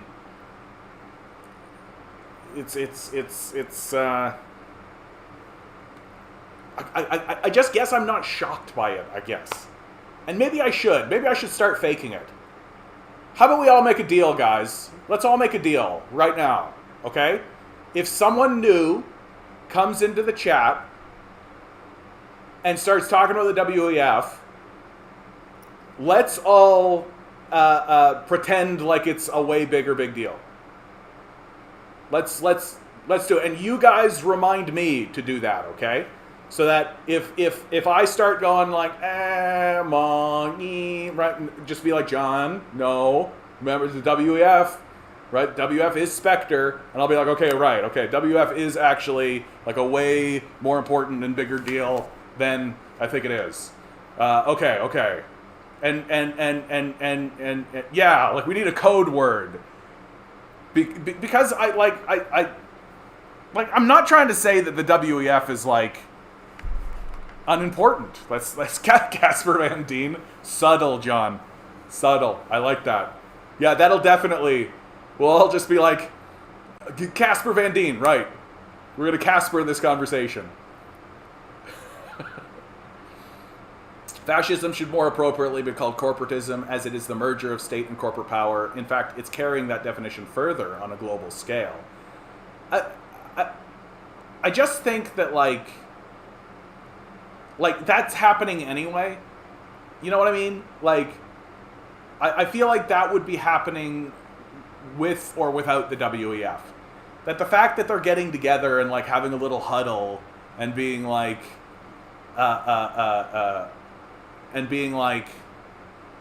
okay, that's what we're doing, right? I'm like, yeah, you know, like I just am like, yeah, that's what they're doing. Like that's what we know they're doing that. Like I just maybe it's shocking because it's like being done so flagrantly out in the open, you know. Maybe that's what's the shocking part about it. That they're not like just doing it quietly behind the scenes. They're literally like publishing books about it. So yeah, maybe I do need to like start ramping this up. Like this guy Klaus, whatever his name is, Strauss, he's published books and shit. Like and it, you know, I just feel. Yes, I think it's an easy, tangible thing to point people who don't see the problem with the system. Yeah, I think that's fair, Methane. And definitely so. I think I need to get better at this. This is perfect, grinning. This is perfect. Absolutely. Face screaming in fear emoji. Well, how many times you did this? 1, 2, 3, 4, 5, 6, 7, 8, 9, 10, like 30 times with the WEF in the middle. Perfect. Perfect. Yeah, people come out. Yeah, that's absolutely right. Most of the conspiracy theory types I run have no material class analysis of the system, and are the PPC freedom types. And I'm sympathetic. Like, I'm sympathetic to this, because that's kind of where I started, right? Like, if you don't actually have a material analysis of your society, then conspiracy becomes a replacement for that. Yeah, fragrant fascism. Fantastic. And I like this comment too, Methane. WEF has a good face for capitalism. But yeah, I hear you. It's easy for people to lose all perspective when they think about how evil they are. Yeah. And I mean, like, it's not to say that these guys aren't, like, shitty, but it's just like, yeah, like, they're shitty. Like, we know. But I think this is the spirit. I think Grinning has caught the spirit that I need to get into. Where if a new person comes in, it's like, dude, bro, what's your position on WEF? I gotta be like, okay, bro. The WEF is an evil capitalist organization that is working to destroy the planet on purpose with the help of the evil dictator, fascist, Klaus Schwab. Yeah, I gotta get a stronger opinion on this, for sure. You know?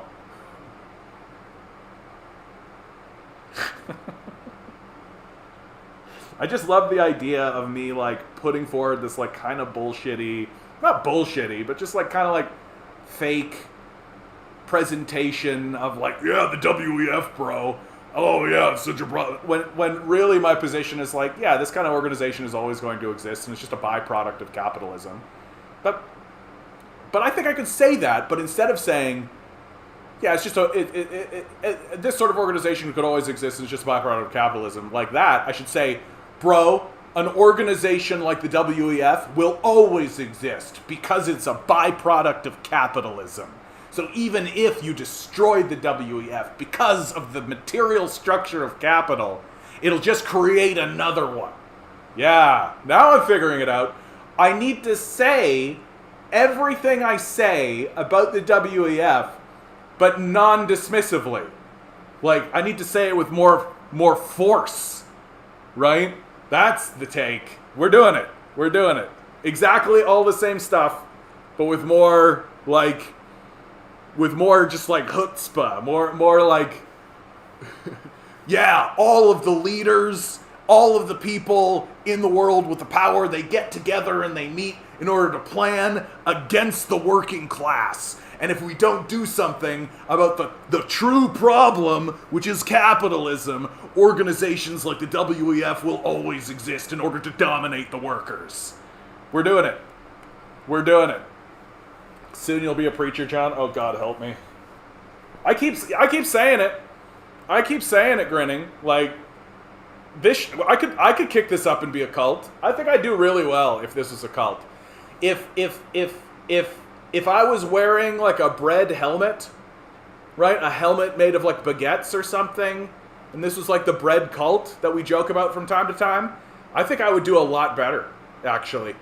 There's a guy who I'll be, like, scrolling on Reddit, and there's a guy, he's dressed up as a frog. And you go in there, and he's just, like, talking about bullshit nothing. And he's just dressed like a frog. It's got, like, 10,000 viewers. You're just like, I could get me some of that. Just dress up like a bread loaf. Yep.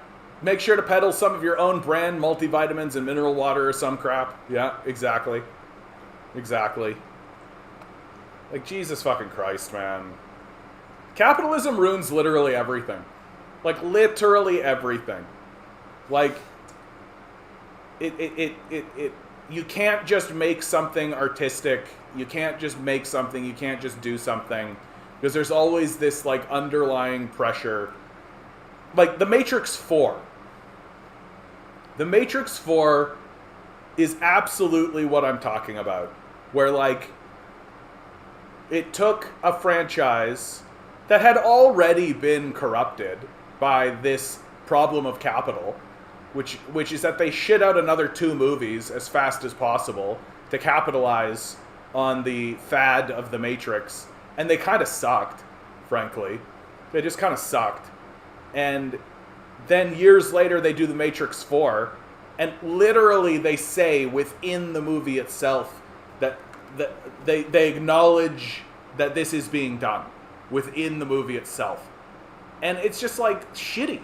It's just shitty. It's shitty that we live in this kind of culture where artists are forced into this position. And I'm seeing people now, more and more, who are complaining about this. Because it's turning our art into like homogenous garbage, right? Because everything needs to be have mass appeal. And so something's got to hit all of the checkboxes. And if you're doing that, then everything seems the same, right? And there's a sameness. And then on top of that, all of your artists and all your artistic energy is just being poured into lattes. Everybody's working at fucking Starbucks, right?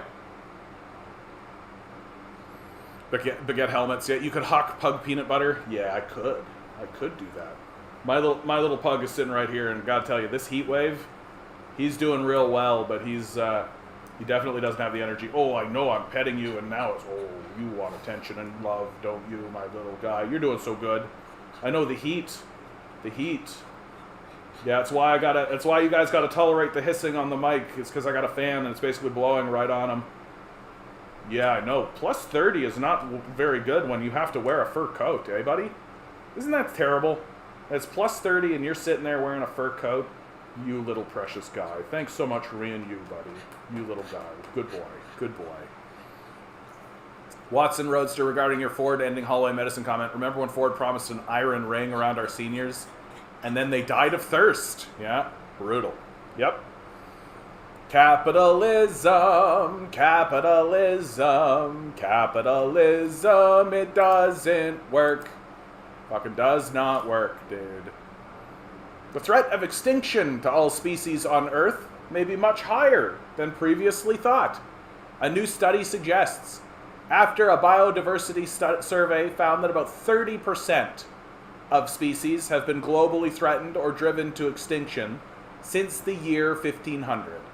An international team of researchers surveyed a large and diverse group of biodiversity experts from around the world who collectively study all major taxa and habitants in freshwater, terrestrial, and marine ecosystems, according to the study published this week in the journal Frontiers in Ecology and the Environment. The 3,331 biodiversity experts from 113 countries were asked to estimate past and future global diversity loss, as well as rank factors that drive species to become globally threatened or extinct. The experts, who had all published significant studies on biodiversity of their own, also ranked the drivers of global biodiversity loss and estimated its impacts on the ecosystems and people. The researchers, led by University of Minnesota Associate Professor Forrest Isabel, compared the survey results to other sources of information and noted that the study carries importance because decision makers often rely on expert judgment to fill knowledge gaps. Expert judgment has provided estimates and predictions of key unknowns in fields as diverse as nuclear power safety, volcanic eruptions, climate change, and biodiversity loss, the study reads. The most accurate estimates and predictions come from large and diverse groups of experts, in part because expertise declines precipitously outside an individual's area of specialization.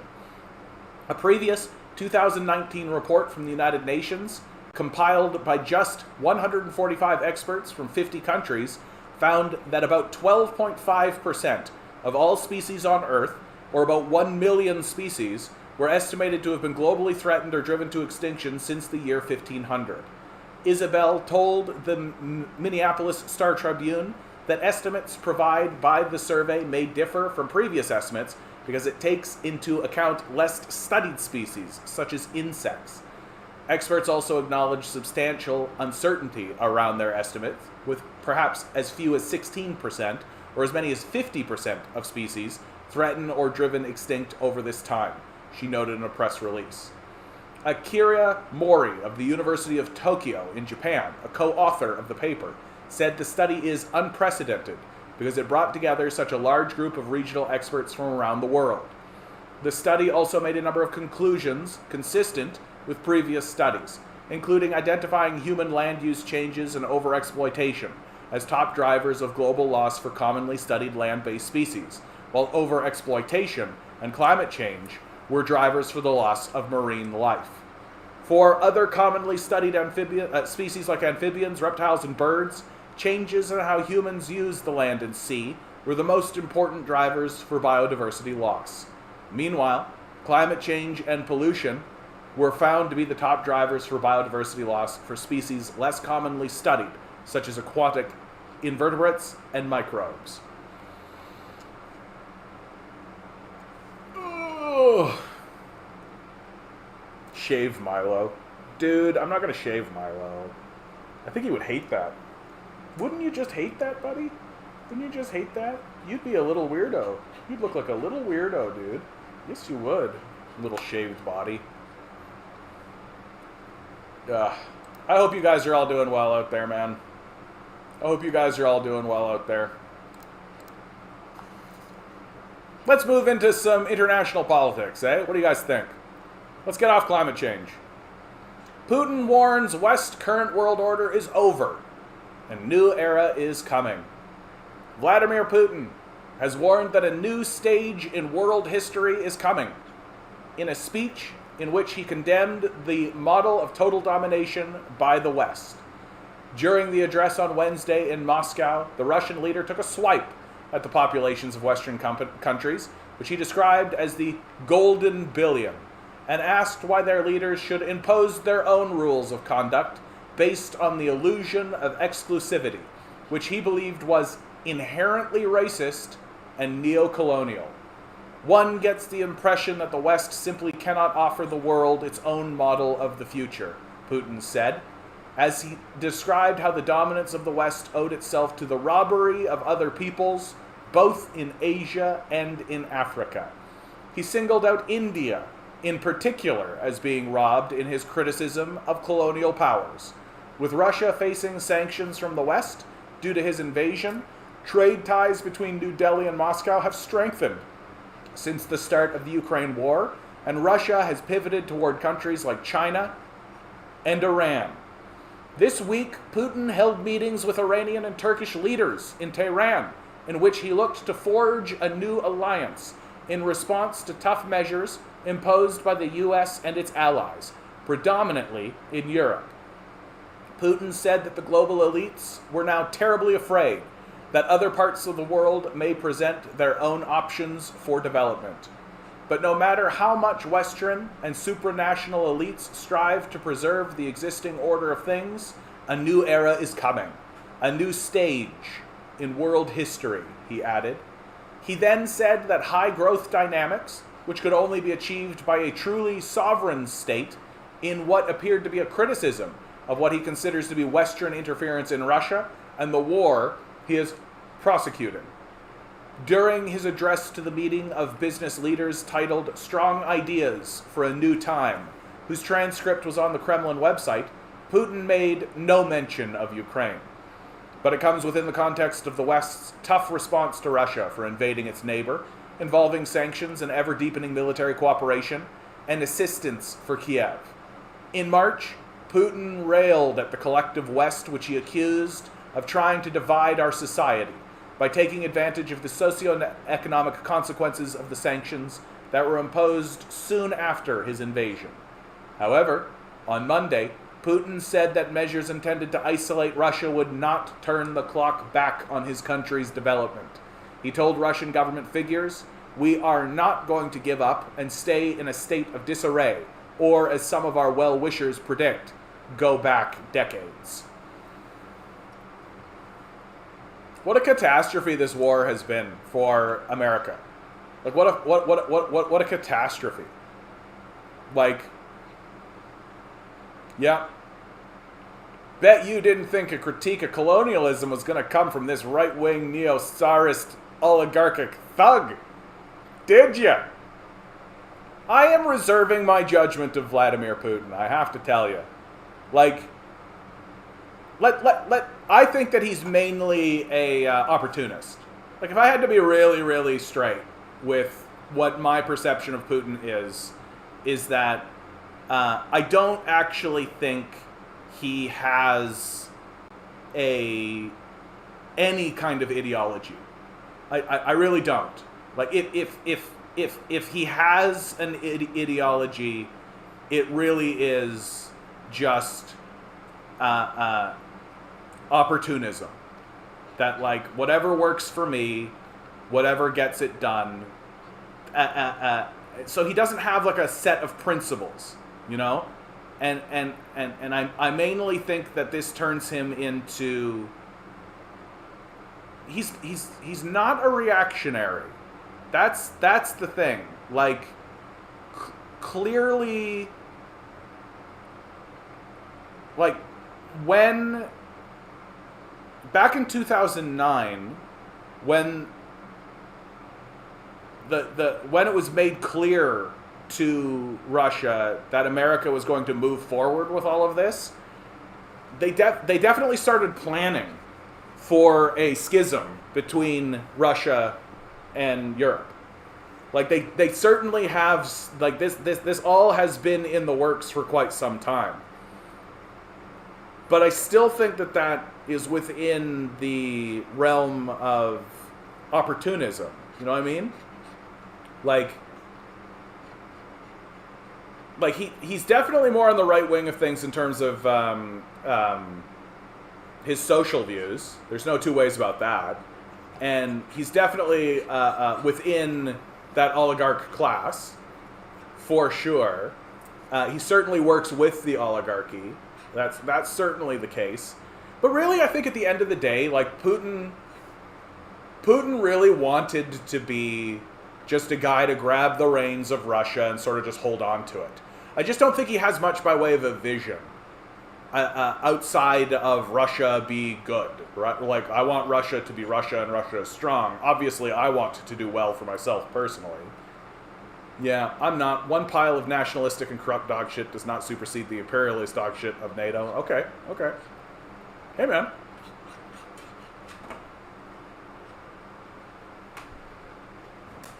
Yeah.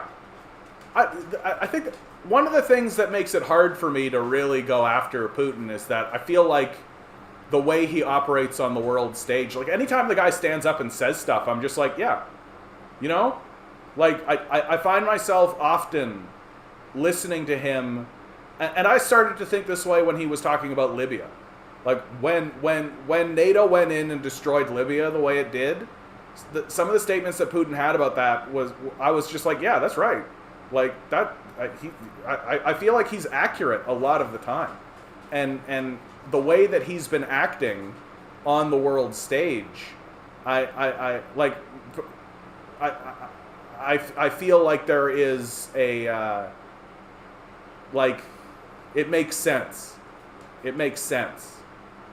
And, like, I definitely take your point, right? I definitely take your point that, like, at the end of the day, I think that Putin wanted, I think maybe this is how I'll say it, to be a bit more accurate. I think Putin wanted to be part of Europe and the West. He wanted to be part of NATO. He wanted to be part of that imperial alliance. I think that's definitely true.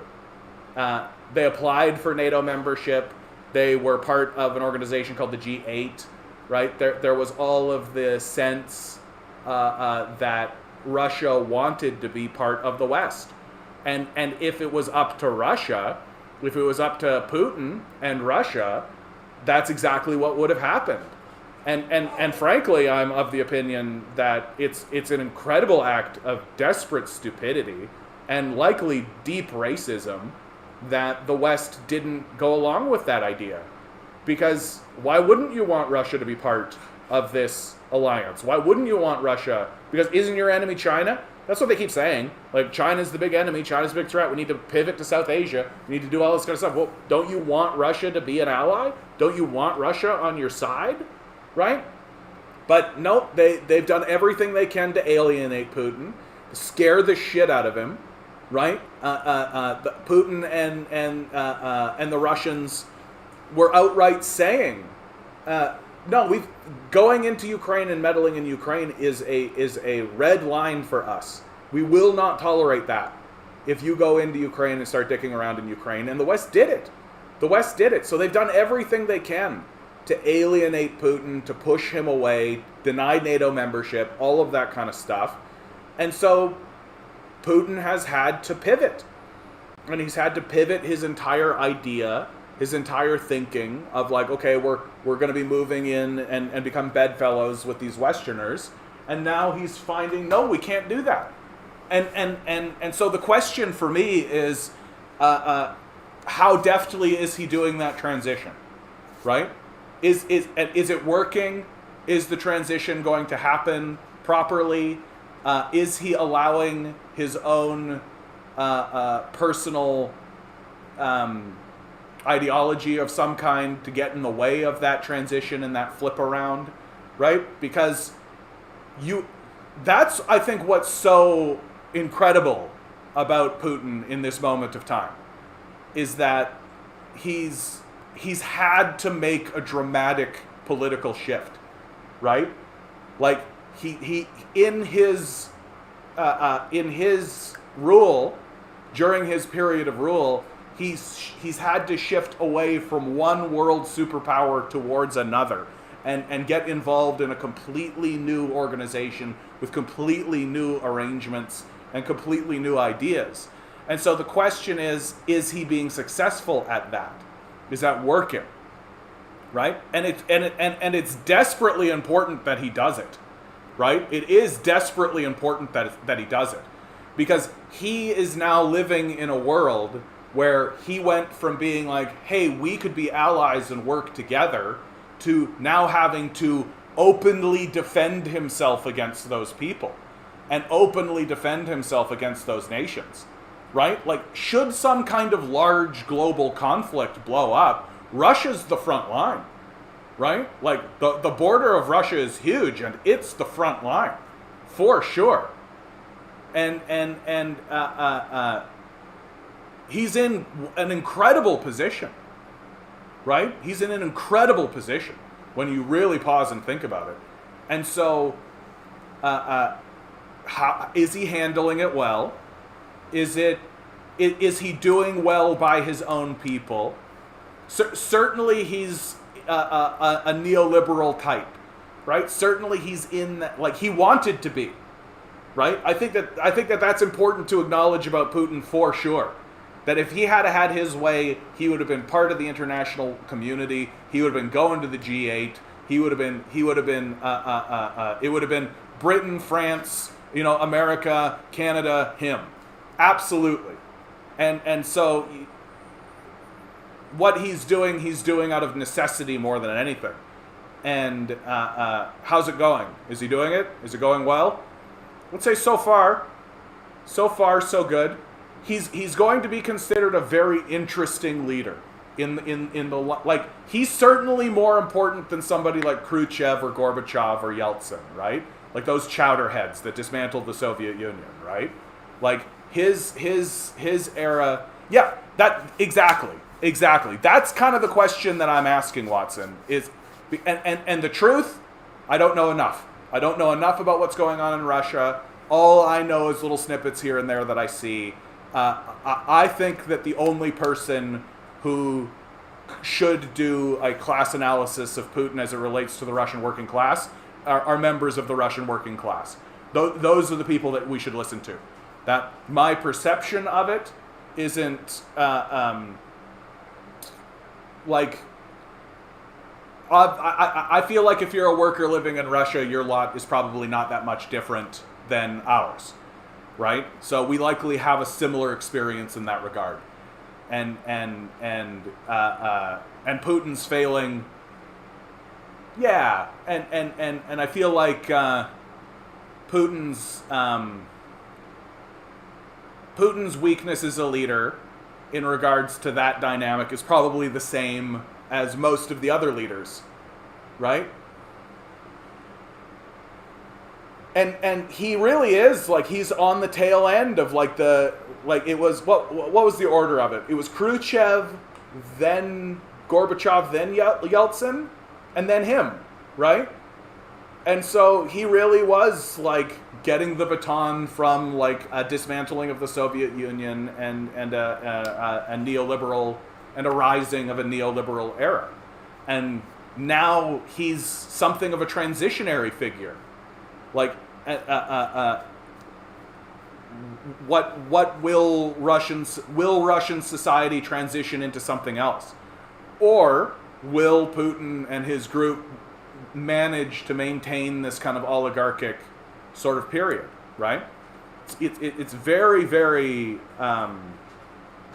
like, I've seen Putin do some very interesting stuff where, like, the oligarchs and the capitalists in the society are shutting down a factory because there's a struggle with the workers in that thing. And Putin literally rolls in and is just like, open the factory, concede to this, sign this document, you know? So he's got a... he definitely doesn't cede all authority to these capitalists the way that our Western leaders do, right? The everything after Stalin was a chowderhead comment. Mr. Fur, I missed something.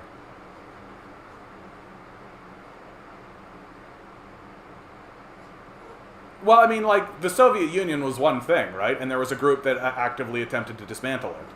And we can critique Stalin, and we should. We're not getting into it. We promised we wouldn't.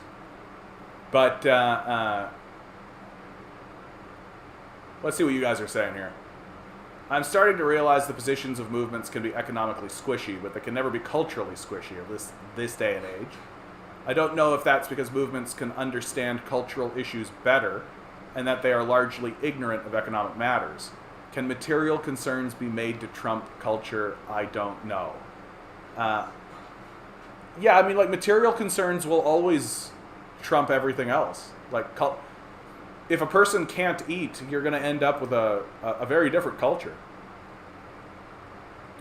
It was such a revelation when I discovered materialism. It's an easy, acceptable explanation for all of politics. But I'm finding that cultural power is hard to beat. But this is the thing, is that culture emanates from material conditions. Like, it's material first, culture second. And don't get me wrong, cultural power appears to be very forceful and important because it's right in front of your face, right? But material conditions matter more than anything. More than really anything. Khrushchev. Oh, I forgot about Berzyev. Gorbachev, Yeltsin, Putin. Medvedev. Who cares about Medvedev? Putin again. Andropov, yeah, another guy. After Gorby, the USSR was liquidated. Yeah, 1991. That's right. Andropov was pretty good. He didn't last. Chemenko, that's the guy. Yeah. So just like, you know, little known, unknown guys that were probably just like placeholder guys in the first place. You know, like the way that Candice Bergen is the leader of the Conservatives, but everybody knows that we don't really need to pay attention to her because she's not going to be there for much longer. Yeah, Andropov was a KGB guy, just like Putin. Yeah. Yeah, that's another thing that's interesting about Putin, man. Straight KGB, right? Like, my favorite thing to do is take a look at Putin when he's back, when he first becomes the leader, and he's going around and meeting all the world leaders. He just looks like he's happy to be there. He's just like going around being like, oh, wow. But I think the thing that I'm landing on when it comes to Putin is that all of these other guys, right? Khrushchev, Brezhnev, Andropov, Chemenko, all these guys, compared to Putin, none of these guys matter. Because of what has happened to Russia in this period of time. That this has been a major pivoting moment, right? That, like, you had... I would accept an e-transfer to my email, Adam. Thank you. Thank you for thinking of me, bud. I appreciate that. And, yeah, truth be told, that does give me the biggest cut of the donation. Because that cuts out YouTube, that cuts out Patreon. And I would accept an e-transfer to my email. I've got a couple of people who do that. I'm not interested in... Oh, well, thank you, Adam. I appreciate that. Like, share, subscribe, guys. Like, share, subscribe. Give me money. All the usual stuff. I appreciate that, Adam. Thank you for thinking of me. Thank you for donating to the cause, bud. I really, really appreciate it. You think material conditions trump culture? Yes, I do think that. But it doesn't explain crusades, martyrdom, the petard of wokeism. People are willing to pay double for gasoline so we can kill Russians, for fuck's sake. That's a fair. But how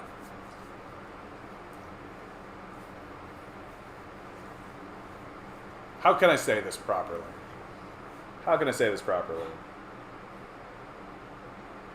People are willing to... How can I say this properly? Because what you're saying is actually very interesting, Grinning. Like, this is... You can see in the culture that there is the wokeism. The wokeism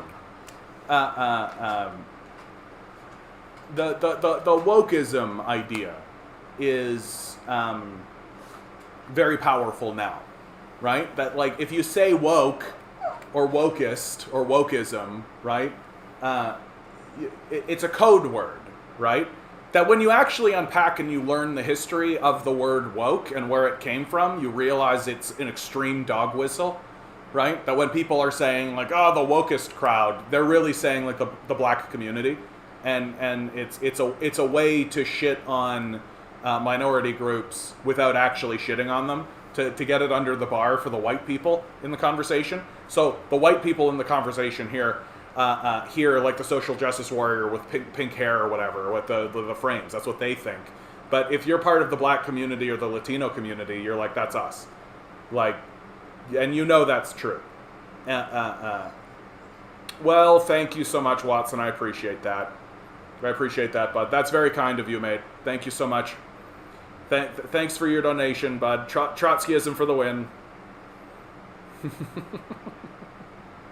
I really value Watson in the chat because he and I don't see eye to eye on things, but he's still here having the conversations. I really value that. That's the type of culture and community I'm attempting to foster here. That we don't have to agree with one another. Milo's whining at something, and so I'm trying to solve this problem, but I don't think there's anything here, buddy. There's nothing there. Once again, dude, there's nothing there. Nothing there. Hold on. We're going to have a little pause. Just for Milo. Milo, pause. Here's some treats for you, bud. You're such a good boy. There you go, buddy. You're doing great. Sweating it out like the rest of us. That to me is the true success of this channel, is that we don't need to see eye to eye on things like this. And this is right. Postmodernists are attempting to put culture over class material. Yeah, like, I think that, like, cultural issues are in the forefront on purpose because there's been so much effort put in to putting that at the forefront, that you can get a community and get a society caught in hysteria and caught up in something, and that lets them ignore their material conditions. But in order to do that, it requires a great deal of material effort. Right, you have to erect institutions. Like, you think the Fraser Institute, you think the media, right? You think how the CIA, for God's sakes. You think about how much material energy goes in to erecting this gigantic cultural megaphone, right? And if you don't have that material energy generating this megaphone, then you don't get the culture. That's why I say it's material first, then cultural. Right? And if it didn't work, right? If you were blaring this cultural force out into the society and it didn't work, they wouldn't do it. Right? They wouldn't do it. They would do something else. But it does work. And I think it works for a very simple reason, which is that people believe that what they think is coming from them, when most of the time it isn't. It's just something that's happening to them. I think that's something that's not well understood or well articulated. That the thoughts that happen in your head aren't coming from you, but are happening to you. I think, and if you live in an environment where there's a bombarding going on, a bombarding of thought, right?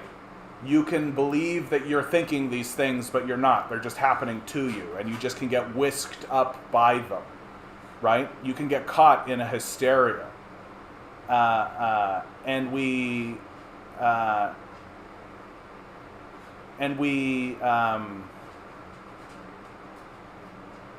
And so it is material first, then cultural, but we have to acknowledge that a lot of material energy is being used in order to keep people obsessed and interested in cultural issues. When what really does matter is their material conditions. It's like the witch trials, like the Salem witch trials, right? Like it's a hysteria. People are caught up in it. Milo, buddy, you're okay. As a sociologist, culturally squishy is a great word. Once again, thanks so much for the donation, Watson. I really do appreciate it, bud. The postmodernists are attempting to put cultural identity over class material. Yeah, most people would rather die than think, and many of them do. Bertrand Russell, yeah. Well, I mean, like, yeah, people are caught in a kind of a mass hysteria, if you ask me. It's funny because woke now means anything to the left of Reagan from those who use it derogatorily. Woke used to be politically correct, and therefore it was having manners and caring for others. Well, and before that, the word woke was used by organizations like the Black Panthers, right? Stay woke, right? And it had more to do with remain aware of the reality of slavery and imperialism, right? That it was said primarily amongst the Black community and the Latino community as a way to remind one another, stay woke, stay aware, stay conscious, stay class conscious, stay aware of what's going on, because there are slavers in the conversation, and there's a white power structure that will absolutely turn us back into a slave society, absolutely, without a doubt. And that's its true origins. That's where it really originates from. And then from there, it gets modestly co-opted. Not really co-opted, but modestly co-opted to be this sort of politically correct sort of thing, where now you have a lot of white people who are turning into your political correct kind of crowd. There are certain words you can't say, there are certain things you can't do. But of course, white people end up doing what white people do and perverting it, right? That it ceases to become a class-conscious statement and it becomes a identity politics statement, right? That instead of it being used as a stay aware of the realities of white supremacy and slavery, it's now being used by feminist organizations and is now used by homosexual organizations and these organizations in order to move forward on issues of gender and issues of gender and identity, right? And it ceases to be understood in the white community, especially, very well as a reminder of the history of slavery in the country. And now it's being used by a reactionary right in order to dog whistle, frankly, in order to straight up just be like, hey, we should do fascism again. Like, I see that straight, like, as a clear line. Like, if you're saying, like, yeah, man, that woke crowd, it's a dog whistle. Like, you're basically saying to your fascist buddies, let's do slavery again. And it's pretty straightforward. Like, you can see it pretty openly done.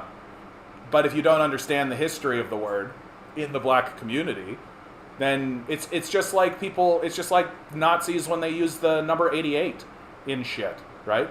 If you know, you know, right? It's like a code. It's a dog whistle. I gotta be honest, people who complain about wokeism, I dismiss entirely. I have no respect for those complaints. Yeah, Like, and even if you had a complaint about like feminists or something, right? To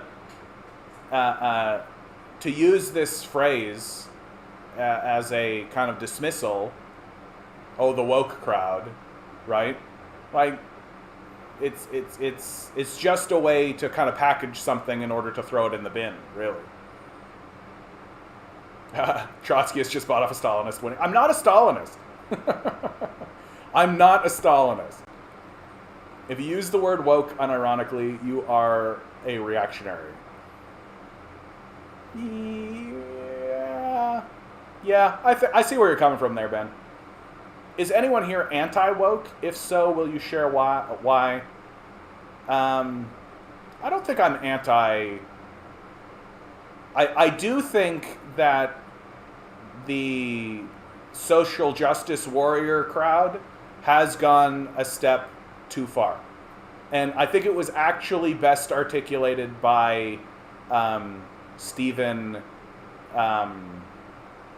oh, fuck. Come on, dude. Steve... Oh, this is going to kill me. This is going to kill me. Come on, dude. Q... No, not Q. Oh, my God. What? Hugh Laurie... Oh, come on. Laurie and Stephen Fry. Stephen Fry had a debate with Jordan Peterson.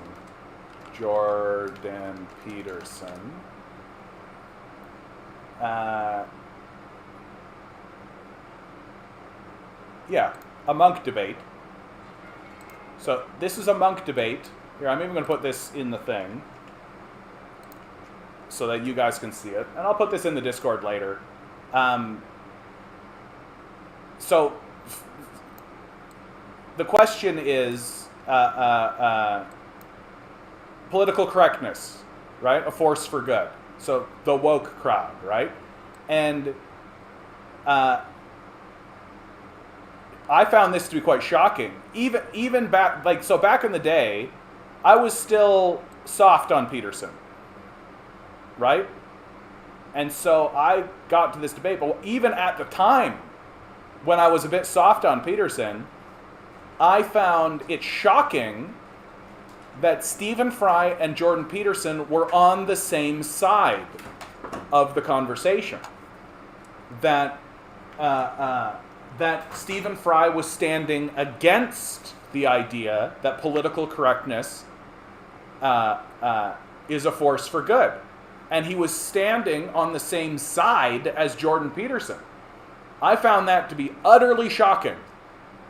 Because while even at the time I was soft on Peterson, I still understood that he was like a conservative, right-wing, kind of your uncle kind of guy, right?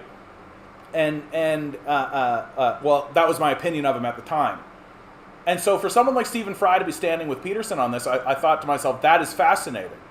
And then and Peterson, when he stood to stand, it was the same old garbage you hear from him now. It's not new or different, right? It's the same kind of psychobabble stuff that you're supposed to unpack, and if you don't understand it, then oh, you just don't understand it, right?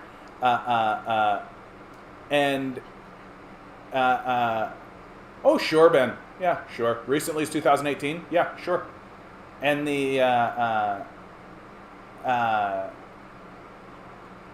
you got to understand, right? Like, Peterson and I have an extraordinarily similar background. And for a while, I really sympathized with the trajectory and the opinion that he had. It wasn't until I started doing deeper digging that I realized, oh, he comes to prominence based on a lie, so that's fraudulent. And then his post leaving, he becomes indefensible, right? Like he becomes completely indefensible after he leaves the University of Toronto.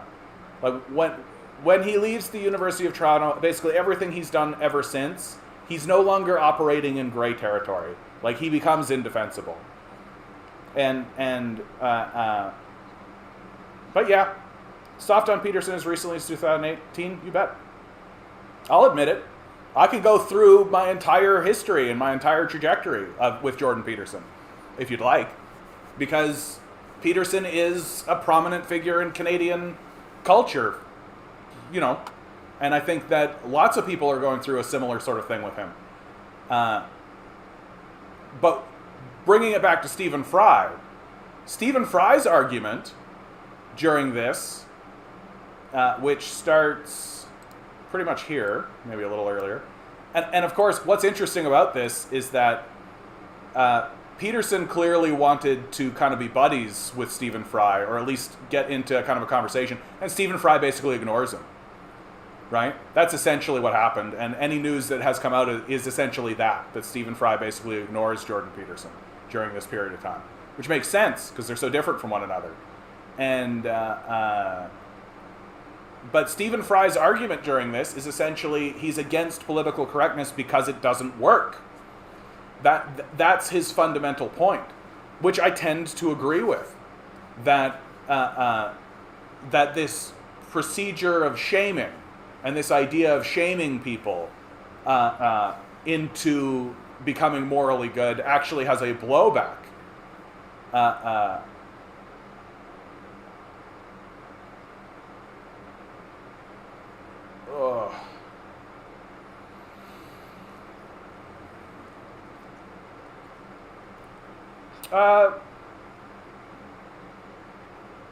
Let me get to that, Adam.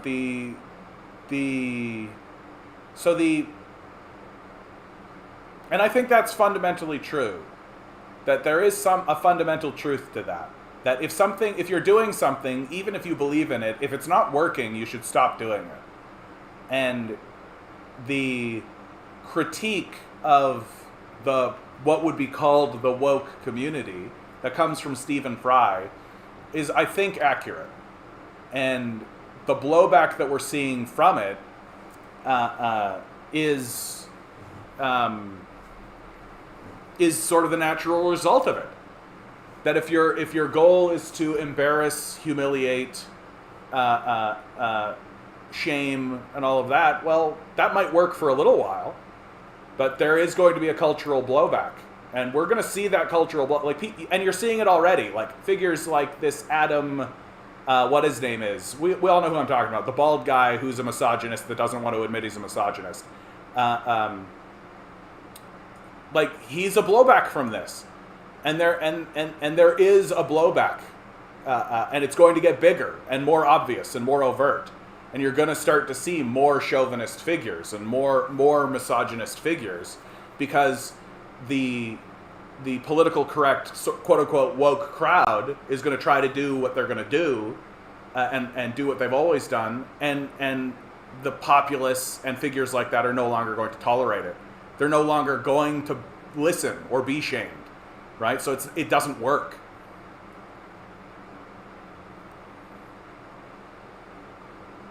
Ken Sinkos, good to see you, bud. Anyway, I highly recommend that people watch this, if only to see Stephen Fry's statement, because I think it's well articulated. I think it's a good statement. It's something worth saying, and surprising to see someone like Stephen Fry stand up against this issue on this side for the reasons that he does, right? That's what I found so interesting about it, is that he's such a unique and interesting figure to be in that position. It's not fair to dismiss culture and racial identity. Capitalism is racialized. In our modern age, culture or identity conflicts have class dimensions as well. I agree with you, Ben. I agree with you. And I think that my point has always been, and I've tried to be really consistent on this, and I'm trying to be as clear as I can when I say this.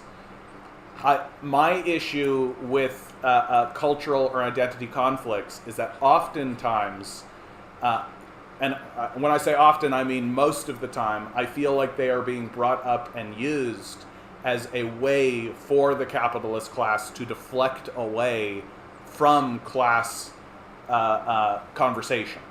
That as long as we can keep diverting the energy and using identity politics as a shield to deflect energy away from the class conversation into the identity conversation, then we'll never actually have a meaningful conversation about the class dynamics as they stand at play.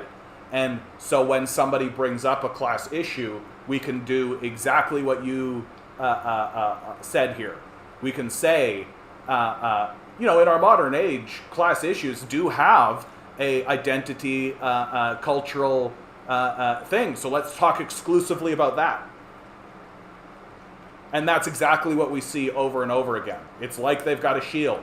And when you start coming at them with class issues, they defend the class issues and say, well, these do have race, these intersect with race and feminism and all of this. So let's exclusively only ever, for every moment of our lives, talk about those issues. And never, ever, ever get through the shield in order to talk about class issues. And that's the issue I have, right? I agree with you. I agree that there are cultural and racial and feminist issues that intersect with class issues. I agree with you 100%. But oftentimes, we just get mired in them in order, and never penetrate the shield in order to actually talk about the material class issues. And I think that's by design. I think that's being done on purpose, so that we never actually have a meaningful class discussion where everybody has owners, right? Where we have owners. There are people that own the society, right? And as long as we can get diverted away from that conversation into a conversation of, well, how does that dynamic affect feminists and how, or women or people of color and all that kind of stuff, which are good conversations and are important. But as long as that's the exclusive only thing we ever talk about, then we never actually talk about the class issue as it affects the entire community or the structure of the piece. That's my criticism of what might be called, quote unquote, the woke crowd or the social justice crowd. And these liberal types use these identity issues to aggregate, to aggrandize, a certain segment of identity groups to further their careers, as opposed to a class analysis that brings everybody up. Yeah. The right simply uses the term to dismiss people for those identity reasons altogether. Yeah, for sure. So as soon as I heard anyone use the term, yeah, unironically, I assume they are reactionary and are mad they can't use the N-word anymore. Yeah, Amanda, I think that's a fine statement to make, right? That if somebody is going like, oh, those woke crowd, you're like, oh, so you want to say the N-word, do you? Okay, Adam, I'm a commie, but I don't know any theory. Like, I couldn't tell you one thing Marx or Lenin or Engels ever said. I've read snippets. It's rather dry. Someone told me I'm not a commie because of this. Thoughts? No, I think that,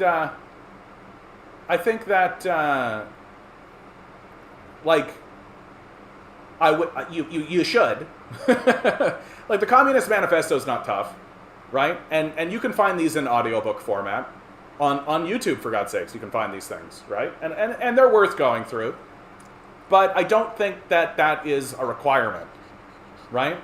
Like, fundamentally, if you acknowledge that there's an ownership class and a working class, right? What would be the bourgeoisie and the proletariat, right? If you acknowledge that dynamic and you believe that this is the central issue that we should be addressing in our society and that we should be talking about, if you think that's the lens by which we should be understanding the world and how things happen in the society, then that by itself makes you a communist. That you believe that there is a struggle of working people against an ownership class, and that you think that this dynamic should be broken down, right? That by itself makes you a communist. Now, is there more to it than that? Yes. And there are definitely people who know more about the subject or who are better read about the subject than others, for sure. I would actually say straight out that, like, Watson's definitely read more than I have, without a doubt. Like, I'm actually so grateful that someone like Watson's in the chat because he keeps me honest, right? And I feel that way about Mocked, although I haven't seen Mocked in a while. I hope you're doing well out there, Mocked, if you ever hear this. That but the degree to which you have read the material, the degree to which you have actually read that, doesn't preclude you from being part of the conversation and part of the thing. And in fact, I would argue that understanding where you're at in that journey of your own knowledge is important. That and all I could do is just encourage you to keep it up and keep learning and keep knowing more, right? But that doesn't mean you're not a communist. Yeah, just keep up the good fight. I think you're doing great, bud. I think you're doing great. In my opinion, many people are communists if they only knew what communism meant. Yeah, I think there's that too, Konsinkos, that like there's a certain degree of acceptance that you just have to accept that that's the case. Like the PPC crowd is exactly what I'm talking about here. That like I talk to these guys and they're just like, I'm a working Joe and there's an owner over there that's messing everything up and we should all get together and fight against these guys and take it over so that we can do capitalism harder. You know? That's the PPC crowd. I'm just like, guys, you're like so fucking close. Yeah, all of their rhetoric leading up to the solution. I'm just like, absolutely, bro. Absolutely. Yeah, we're all just working stiffs coming together, and we should all gather together to overthrow these fucking ruling elites who own everything and who dictate everything to us. Absolutely. Let's go, bro, so that we can do more capitalism. Okay, yeah, okay, great. Can you give an example of pushback on PC? I don't understand the question. Do you mean politically correct? If that's what you mean, can you give an example of pushback on political correctness? Oh yeah, dude, there's lots. What is the name of this guy? Adam something. Is that his name? Adam something? There's this guy going around all the social media right now. He's exploded, right? He's a bald dude. He usually wears sunglasses. His mouth is like really tight, and he always talks like, and he talks like this. And he's like, and you know that's true. And he used to be like a fighter. He's a Romanian. And he keeps going around. He's like talking to women about feminism and like. And he's clearly a misogynist. Like he's clearly a misogynist. Like some of the shit that he says about women, you're just like, bro, like come on, man. Like it's basic chauvinism. It's basic misogyny, right? Like he believes that men can go around and sleep with whoever they want, but if women do, then that's bad. Phrases like. The number one way to assess the value of a woman is to find out how many men she slept with, like these kinds of statements, right? That's a complete example of pushback on the political correctness movement. In many ways, Jordan Peterson himself is a pretty clear example of a pushback against the right's constant saying cancel culture, right? This whole complaint about cancel culture. So they've given a name to the effects of the political correct movement, which is that there are consequences for being a racist, right? So if you say something racist, there are consequences for it. Well, that's quote unquote cancel culture, right? So it's those are all pretty clear examples of like a pushback against the political correctness movement, because ultimately, to me, I think the failing of the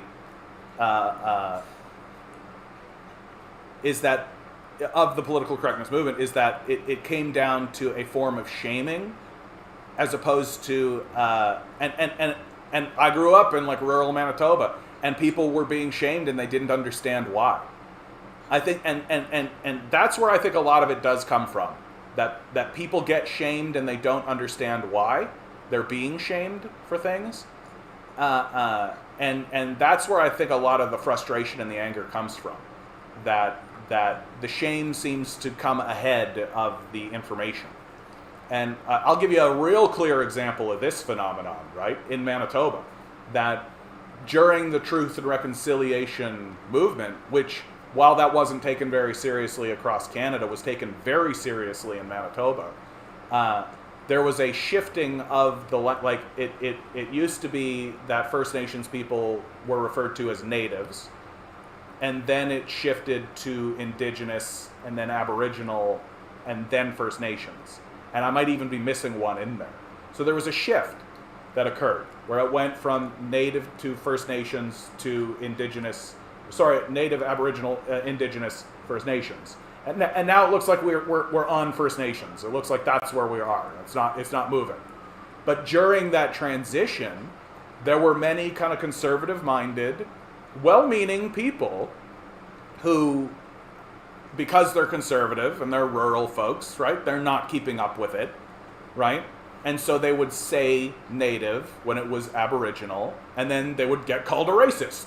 Oh, you got to be more. You got to do this. And so initially they were just like, oh, it's shifted. I don't understand why it should. What's the problem? I don't understand. So there's a big conversation, right? And so, but many of them, and of course you always have your lunkhead, right? You always have that.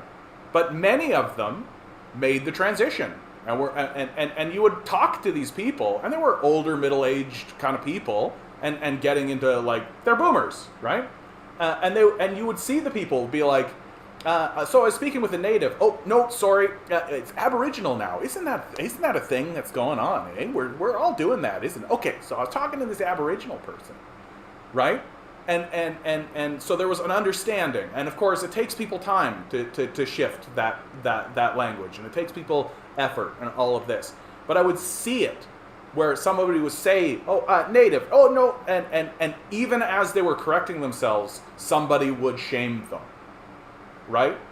And they would get a bit flustered and a bit frustrated, and then where it got bad was when it shifts from Aboriginal to Indigenous, and then Indigenous to First Nations. Because you've got people who already made the leap and already are trying to struggle with it, but now it's changing again. And then it changes again. And it's changing too quickly.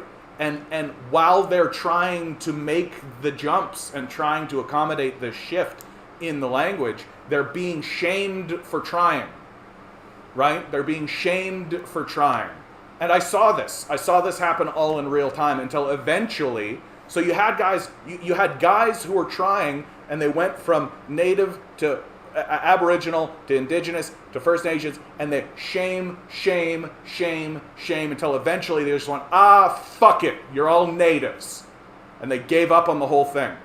And you go talk to those guys now, you're all Natives. That's what it is for them, because they got shamed out of the game. Right?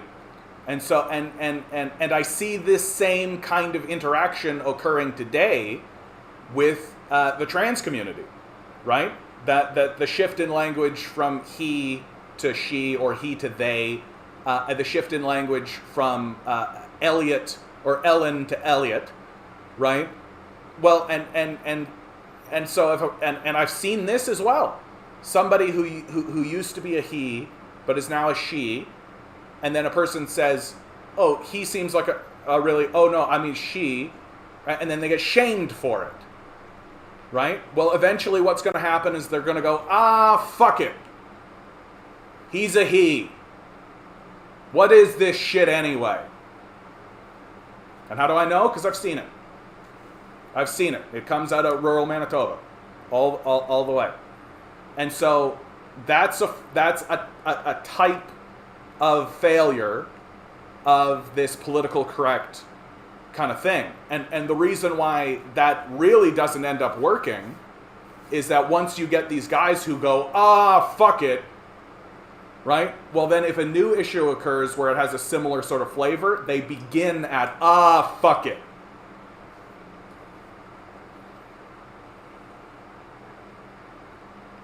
It's being used and abused for profit. That's why I don't like woke liberal stuff. Yeah. An excuse to pick and choose who succeeds and who fails, that kind of thing. Another level of control. Yeah. I think that's true too. I do think that's true. Like there's like an erection of like you've got to be, if you want to be in the in crowd, you got to do this kind of thing. You got to be this kind of way. That's why I think people don't like comedians very much, right? Or why there's a pushback in comedy. Against this political correctness. Another example of pushback of political correctness, that comedians are allowed to break those rules. I think that's the thing that the politically correct crowd really doesn't like. That comedians have permission to break those rules. And there seemed to be a challenge that came from the PC crowd, or the social justice crowd if you like. There was like a challenge that happened to the society in regards to comedy, and the comedians have pushed back and they've won. That the comedians made it very clear over and over again, and the populace has gone along with them, absolutely, where the comedians have said, no, I say what I want. And if it's funny, if you laugh, that's the litmus test, right? That those are the terms that they've made very clear. That if I stand up here and I say something and you laugh, then I'm allowed to say it. That the bar of acceptance in the sphere of comedy is not whether or not something is right or politically correct. It's whether or not people laugh at it. Now, is that itself an acceptable litmus test? Right? Because bullies laugh when they push kids over, right? But it made it very clear. These comedians and comedy as an industry made it very clear that they weren't going to put up with this, and they haven't. You can just listen to like Bill Burr's new stuff, right? You can listen to basically any comedian's new stuff. Dave Chappelle is a really good example of this, right? That they're going to say what they want to say, and if it's funny, they're going to say it. And that's a very clear example of a pushback against PC culture. They're just not shameable. You can't shame them, nor can you cancel them. People come and watch them anyway, right? Like, you can try, but it just doesn't work. I'm beginning to become convinced that material issues have to be defined through culture. Perhaps culture is primary. If a person is starving in the name of Jesus, they will certainly be willing to die.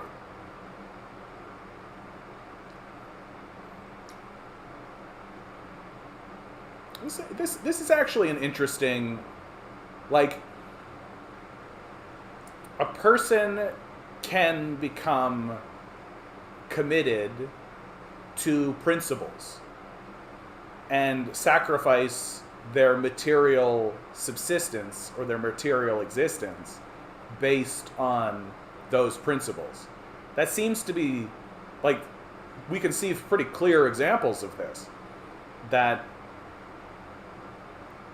But I do think that while a person does this kind of thing, right, starving in the name of Jesus, they're certainly willing to die, that they do that, they understand that they're sacrificing something materially, that there is a sacrifice in that, and that they're willing to do that because of the state of their material conditions. I just don't think the culture comes first. That the culture ends up being an expression, and that the material aspect of it is the first consideration. It's just that they're willing to put that aside for this other concern, or for something that is beyond themselves. You're getting into real, like, religious territory here, dude. Like, concepts of survival, of sacrifice. Right, the concept of sacrifice and of self-sacrifice, right, is an extremely materialist idea, but also an extremely religious idea. And when does a person give up their material conditions and give up their material benefit for some idea or some concept, right? And the very existence of religion, though, right, people's material concerns are first, and religion exists to remind you that there are other things beyond that, right? That it still is, like, your materialism, or like even the statement, like, don't be selfish, right? Well, what are you being selfish for? Material goods and material gain, right? That don't be greedy, like your material kind of thing. That if a person gets to a point where they're starving in the name of Jesus and be willing to die, well, they're doing that after a long journey away from material concerns and material condition, right? That it still is materialism first, and then culture. That there's a long road between those 2 points. But yeah, books written, The Communist Manifesto, Thesis on Feuerbach, Socialism, Scientific and Utopian, these are all great. Yeah, these are all great. Wage Labor, Forms of Value, Marx and Engels, yeah. There's a Coles Note version of Communist Manifesto. Honestly, dude, you don't need a Coles Notes of the Communist Manifesto. Like, the Communist Manifesto is itself, the Communist Manifesto is itself a Coles Notes of the rest of it. Like, that's the long and short of it. Like, if you're looking for a Coles Notes on the Communist Manifesto, then you're really just looking for, like, the pamphlet. You're like, because the Communist Manifesto itself was meant to be the Coles Notes of the entire thing. Lenin, What Can Be Done, High Stage of Capitalism, yeah, The State of Revolution, Left-Wing Communism and Infantile Disorder, yeah. When you make specific language more important than intent, then you punish people for it, that's a problem. You become the aggressor, yeah. Well, and it breaks down communication, and it breaks down the ability, it breaks down trust, is what it does. It breaks down trust. That what seemed to matter to me more than anything was watching people struggle with it, right? And that they were willing to struggle with it, I think was that should be enough, right? The willingness to struggle with it, and the willingness to work against it, right? Or not against it, but the willingness to work and to make the changes, right? Like, that to me is good enough. And to shame somebody because they're not succeeding fast enough, it's a recipe for disaster. Not to go back on my commie claim, saw the good meme yesterday with the guy looking back at another lady while the lady is pissed. Yeah, the classic one, right? Lady being looked at is decolonial praxis in the global south. Dude is decolonial theories in the global north. And the angry lady is orthodox Marxists. Hold on, I gotta unpack that one, dude. Because I know the meme you're talking about, right? Like, guy looking at a girl while other girl mad meme. Yeah, that's it right there. Like, that's the meme, right? So let's open the image in the new tab. Okay, so decolonial praxis in the global north, right? Dude is decolonial theories in the global north, so global south, sorry, global north. And the angry lady is orthodox Marxist. Dude, this is so much to unpack.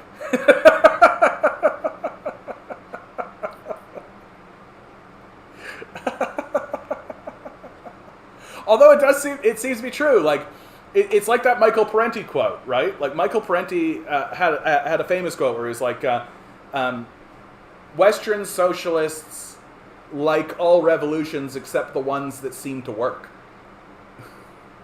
So this is like, you've got decolonial praxis that's actually working in the global south.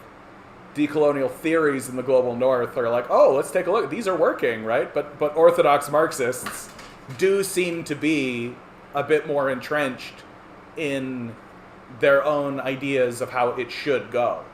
So a famous example of this, I think, would be Deng's market reforms, right? Orthodox Marxists would look at Deng's market reforms and decry them, right?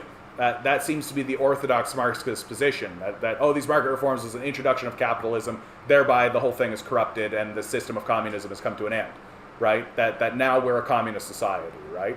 Whereas, I think that the people in the global south probably have a different perspective of that they still do see this as them practicing socialism towards communism, that they are but they're just accepting reality and they're doing so. They're practicing it, they're doing it, right? And this has an effect on the the theories in the global north, right? This has an effect. Oh, look at what they're doing. It's working, right? And so this guy's looking at it, but the orthodox Marxists are still very much, no, that's not the right way to do it. Yeah, I think that's a good meme. The manifesto is 36 pages long. Yeah, it's basically a pamphlet. It's really easy to read. Yeah, exactly. No, those jokes aren't funny anymore because we're actually workers, woker than we were previously. And folks like Chappelle are not as funny as they used to be, and now are punching down. Okay, so now, yeah, we're getting into the argument, right? We're getting into the, man, fuck comedy. Dude, I love stand-up comedy. I love stand-up comedy. Jerry Seinfeld's newest, like, I love stand-up comedy not for the, like, cultural commentary. I appreciate it, like I do, and it gives us a lot to talk about. There's somebody up there who has been given a place of prominence in the society for no reason other than they're interesting and funny. And they say things, and then we unpack them and have good conversations about them, which I consider to be valuable in and of itself. So that's interesting. But then someone like Jerry Seinfeld shows up and really reminds you that stand-up comedy is an art form where you can be funny saying basically nothing, right? Like Jerry Seinfeld's entire stand-up special, his new one, right? He talks about people getting to the theater, dealing with their friends. He talks about going out to restaurants, eating at a buffet, and then he talks about his own personal life, getting older, all this kind of stuff. He's basically just talking about normal shit. And you have a great time. It's funny. Right? You have a great time and you're laughing and everything's great. Right? So stand-up comedy is an art form that someone like Jerry Seinfeld really reminds you can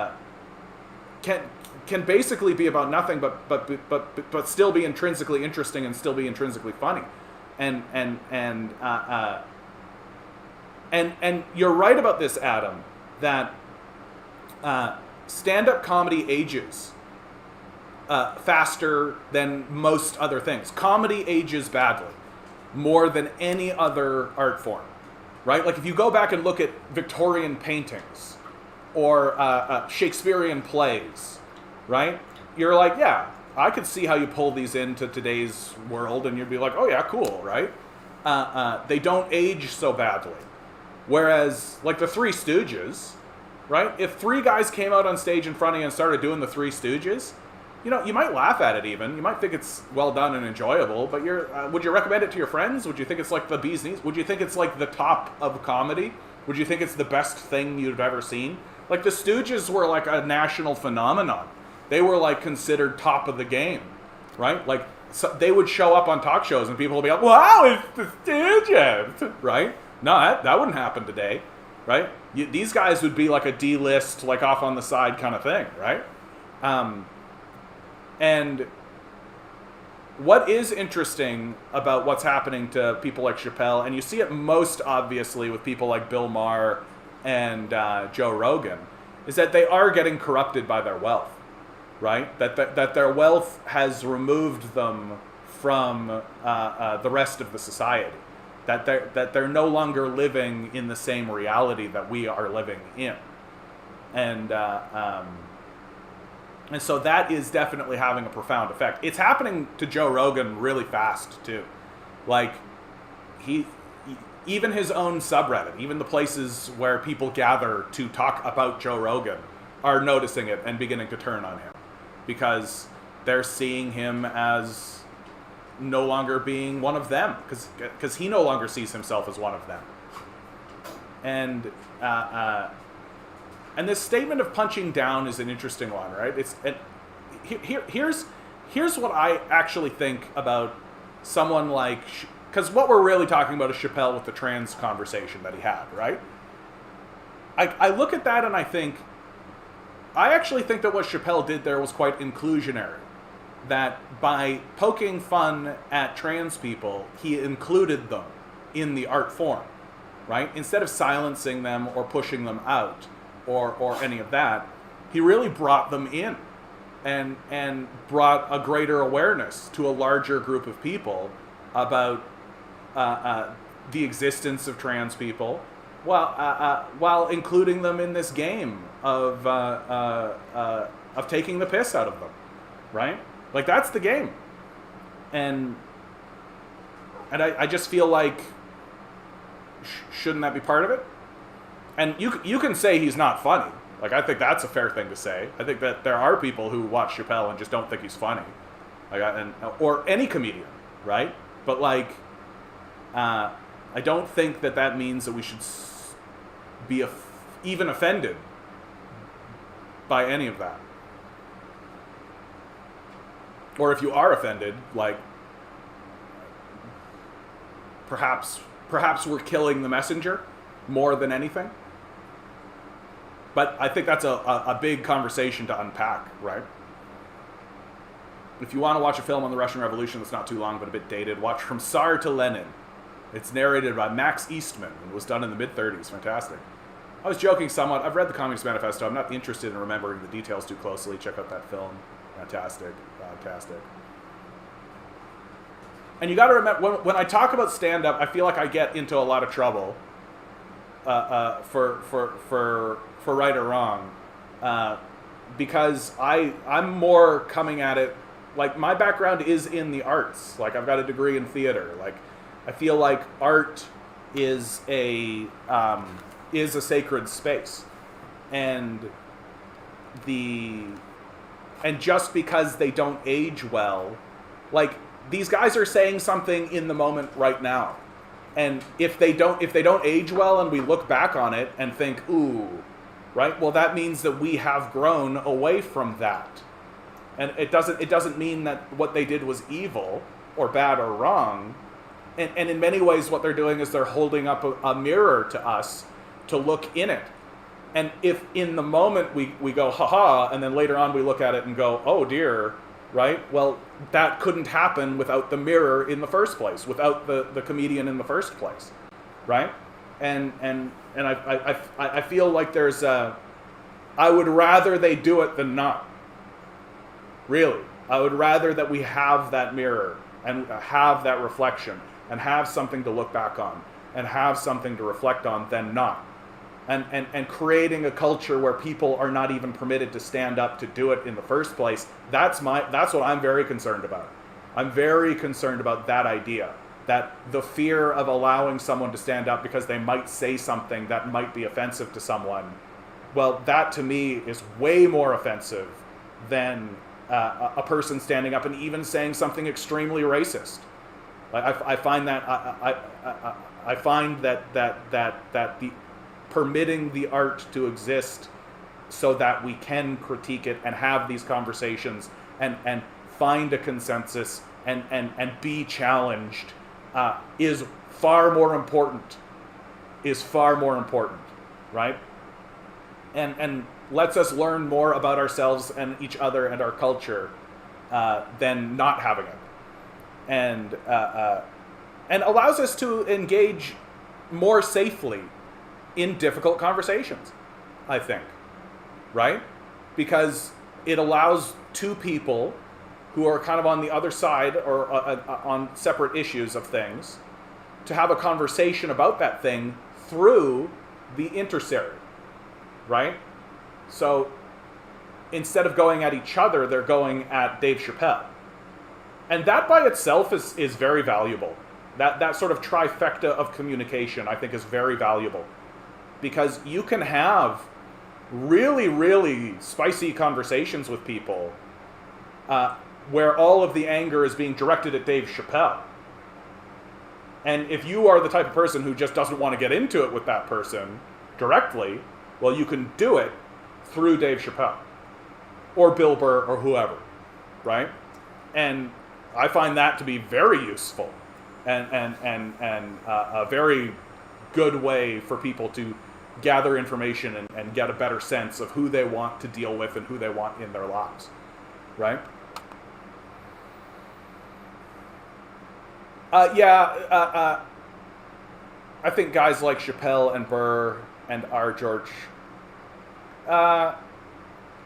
Carlin I think that Chappelle is going to come out with a, like, you got to remember, like, when we think of Carlin, we're thinking of Carlin's, like, last special, right? Like, well, not just his last special, but especially his last special, where he, like, really laid it out, right? Like, he was 92 years old and he was dropping nuclear bombs.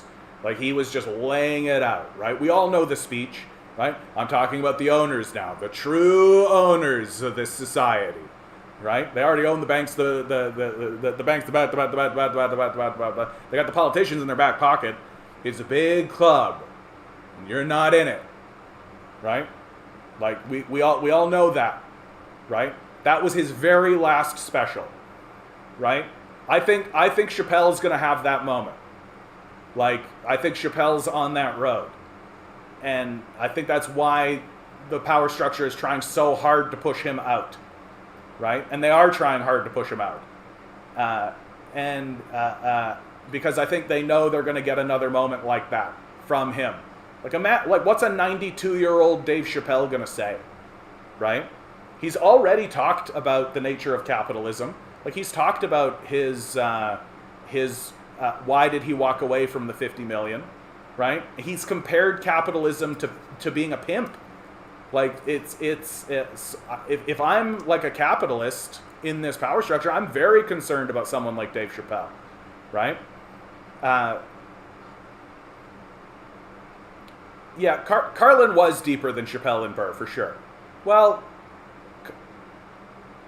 Carlin always talked about, not always, but even back when he was younger, like, his observations on media censorship, his famous, what was it, the 7 words you can't say on television, right? So he was always, like, on that kind of level. And so Carlin always had, like, a really good social analysis. Like, Burr is basically just, women! Women! You women! I can't believe it! Right? Like Burr, in many senses, is just like a classic comedian. Like Rodney Dangerfield, right? Like, he was always complaining about his wife, right? Like, comedians throughout all of American history, like, one of the go-tos is like, I don't understand women. Women! The dynamics between men and women is funny, isn't it? Let's all talk about how men and women interact with one another. Isn't that a funny thing to talk about? Bill Burr is just that. That's all. He's just like an angry Bostonian version of it. Right? Chappelle does have a depth. He does have a depth. Right? He talks about race relations.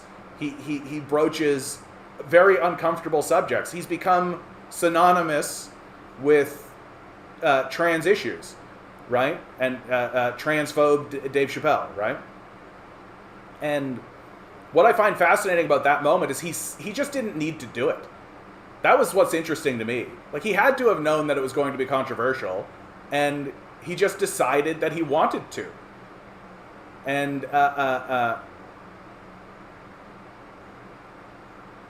and to broach the subject.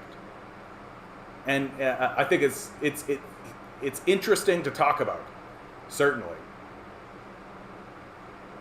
Carlin these days would be kind of a dude bro version of progressive critique. He wouldn't be fucking crying over empowered trans folk giving lazy comedians a hard time. Yeah, I think that's true, Cotton. He definitely would be like, I mean, he would sound more like me, only he'd be funnier. Like, really. And I find this to be a really I love the comedian conversation, because I feel like it's very like, if you watch something and you don't laugh, like, that's it, right? Like, that's comedy, right? If you watch something and you don't laugh, that's it. It's over, right? You don't need to justify it. Like, that's the most interesting part about stand-up comedy and comedy in general, right? If you watch something and you don't laugh, it's not funny. And you can sit there and sort of contemplate and ponder why you think that's the case, why it isn't funny. And why didn't I laugh? Why didn't I? And you can come up with reasons and justifications and all that kind of stuff. But the truth is, if you watch something and it's not funny, then that's it. You don't need to go any farther than that. And if if somebody says to you like, oh hey, I think this guy's funny, what do you think? And you go, I don't think he's funny. Then that's it. You don't need to go any farther than that. And like, I think about so for example, I think about with Dave Chappelle and him talking about trans issues. I think for millions and millions of people, Dave Chappelle broaches a conversation that everybody is actually curious about. And he talks about something that everybody wants somebody to talk about.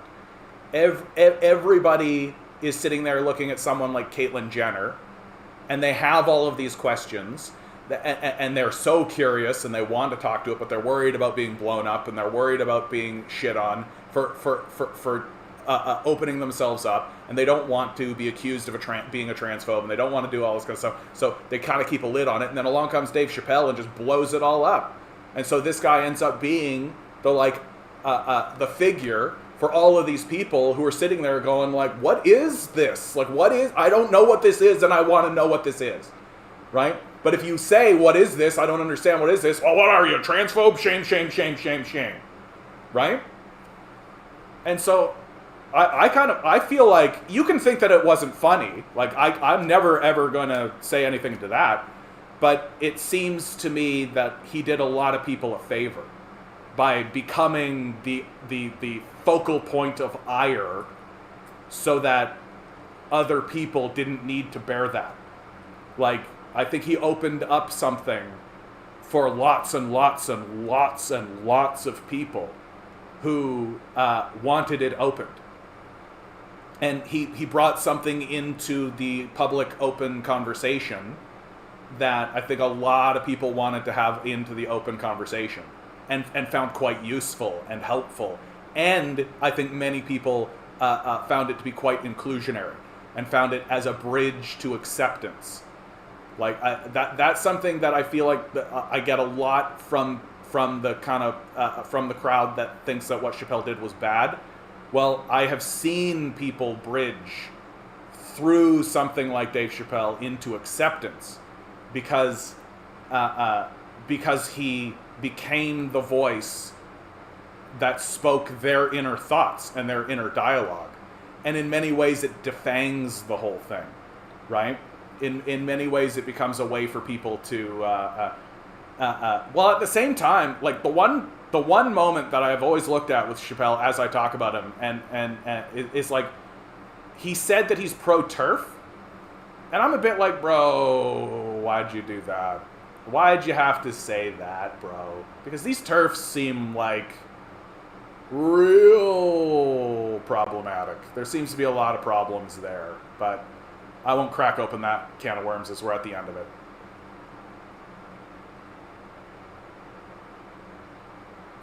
David Dole has a video showing Carlin criticizing Andrew Dice Clay's gay jokes, in comparison to Chappelle attacking trans people. Yeah, like, Andrew Dice Clay, the reason why he could never mount a successful comeback is because you go back and you watch his stuff, and it really is just him, like, going, like, hey, I can say cock on TV. Hey! He was just, like, kind of the first guy who realized, oh, if I say dirty words and make stupid dick jokes, previously we wouldn't be allowed to say these, but now here's a platform where I can. And people were just like, oh, he's doing the thing we couldn't do before. He's doing the thing we couldn't do before, everybody.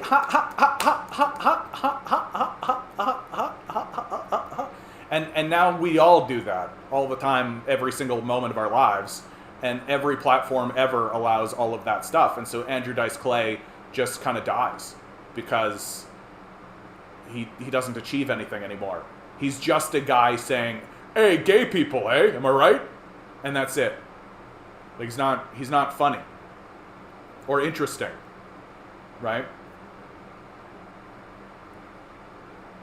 Like, and most importantly, like, Andrew Dice Clay doesn't actually have anything interesting to say, right? Like, he's not worthy of our attention. And say what you like about Chappelle, he had some interesting stuff. He was saying interesting things. Chappelle really seems to me that he gets it. He knows what's right and important more than most. Yeah, that's right. I think there's truth to that statement. I still think I can make a convincing argument for the primacy of cultural issues. I've been exploring materialism for quite some time, and to me it seems like it goes nowhere. Oh, bud, you and me are going to definitely disagree on that. That improving people's material conditions is the surefire way to defang enormous cultural movements.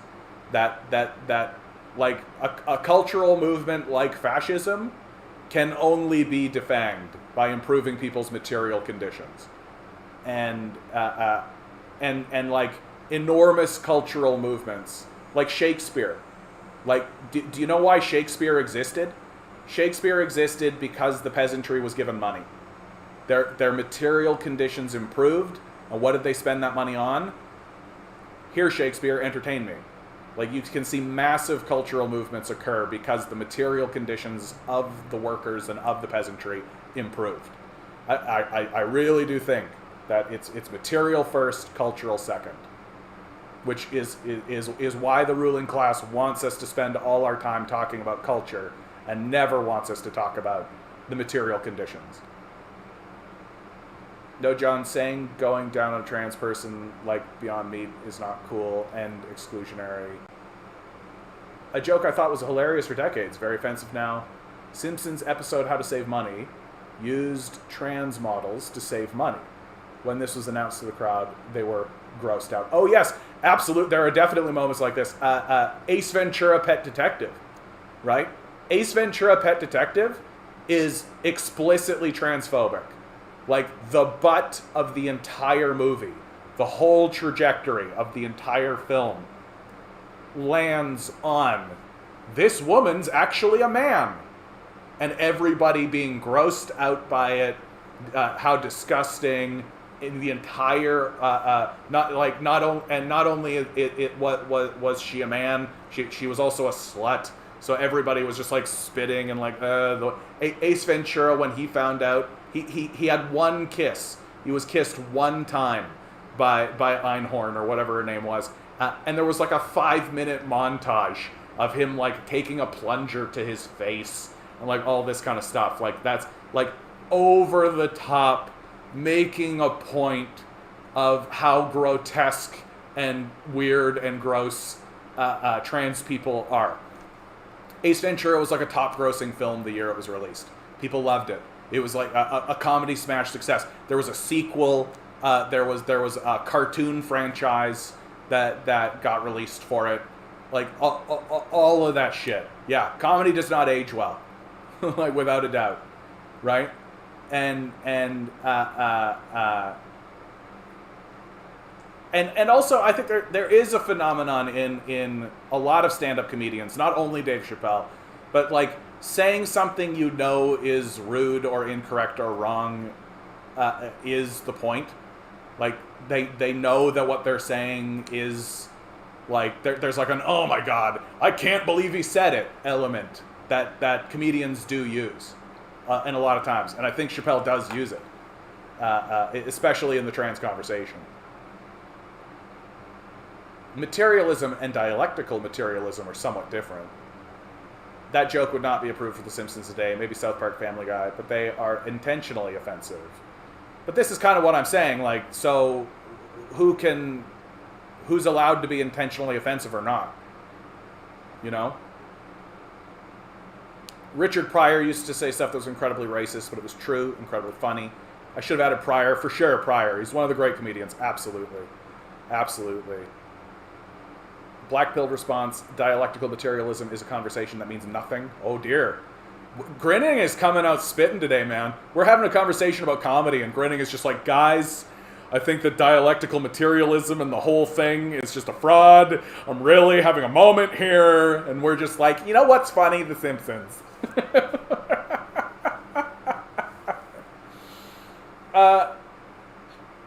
It would be more accurate to say clash of cultures, and to the winner go the spoils.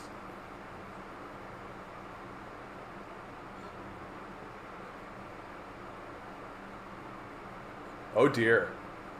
Carlin's stuff from the early 70s on Dick Cavett show was pretty funny, pretty biting simultaneously. Then the black-filled person can go fuck with their idealism. When Burr pulls that woman stuff, he's mocking those people. That Elvis bit he did was multifaceted and funny. Oh yeah, like I think Burr knows what he's up to. Like, I'm not trying to say that Burr's a bad comedian, but don't say what you think Carlin would say today. Look up what his daughter said about her dad's opinion on making jokes about trans people would be. Oh, okay, interesting. Oh, Amanda's coming on in. Okay. It's messed up because he was trying to trigger the woke crowd, yeah? So it's almost ironic. He would have once been considered woke.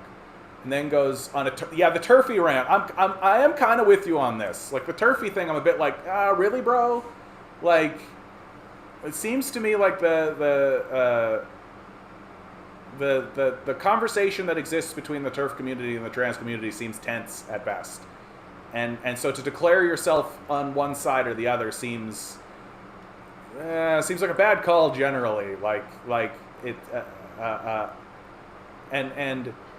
But I will say that, like, it's messed up because he's trying to trigger the woke crowd. I'm like, yeah, okay. Like, okay. Poke him. I got to tell you, man, as an artist, like, as somebody who has, like, written and mounted plays and have seen other people do it, I for sure have talked to people who have been like, yeah, I'm going to poke a finger in these people's eye. Like, that's what I'm doing. Right? So I don't mind that at all. In fact, I encourage that. If you're making something and your intention is not to take your finger and poke it in somebody's eye, I'm like, why are you making it? That's more or less my opinion of art. Like, there's this playwright by the name of Thomas Highway. Dry Lips Ought to Move to Kapasanking was the play that he wrote. He's a First Nations author, and he wrote an incredibly racist, very brutal play about the reserve system, right? Like, the First Nations people in the play are drunk, drug addicted, neglectful, welfare bums, who are rapists and fucking murderers. Like, they're unrepentantly brutal throughout the entire play. And when Highway mounted it in front of white people, they said all this shit, all of this stuff is what came out of that. When he mounted it for First Nations people, the First Nations people said, that's what it is. That's what's happening. That's what it's like. And so his seminal statement was, if you want to remove the venom, you've got to reveal it. And if nobody reveals the venom, then you can never remove it.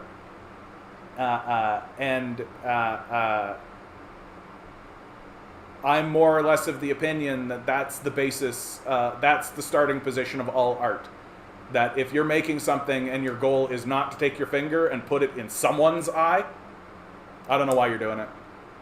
Like, it just seems to me, to be the whole point. Like, people should be unsettled.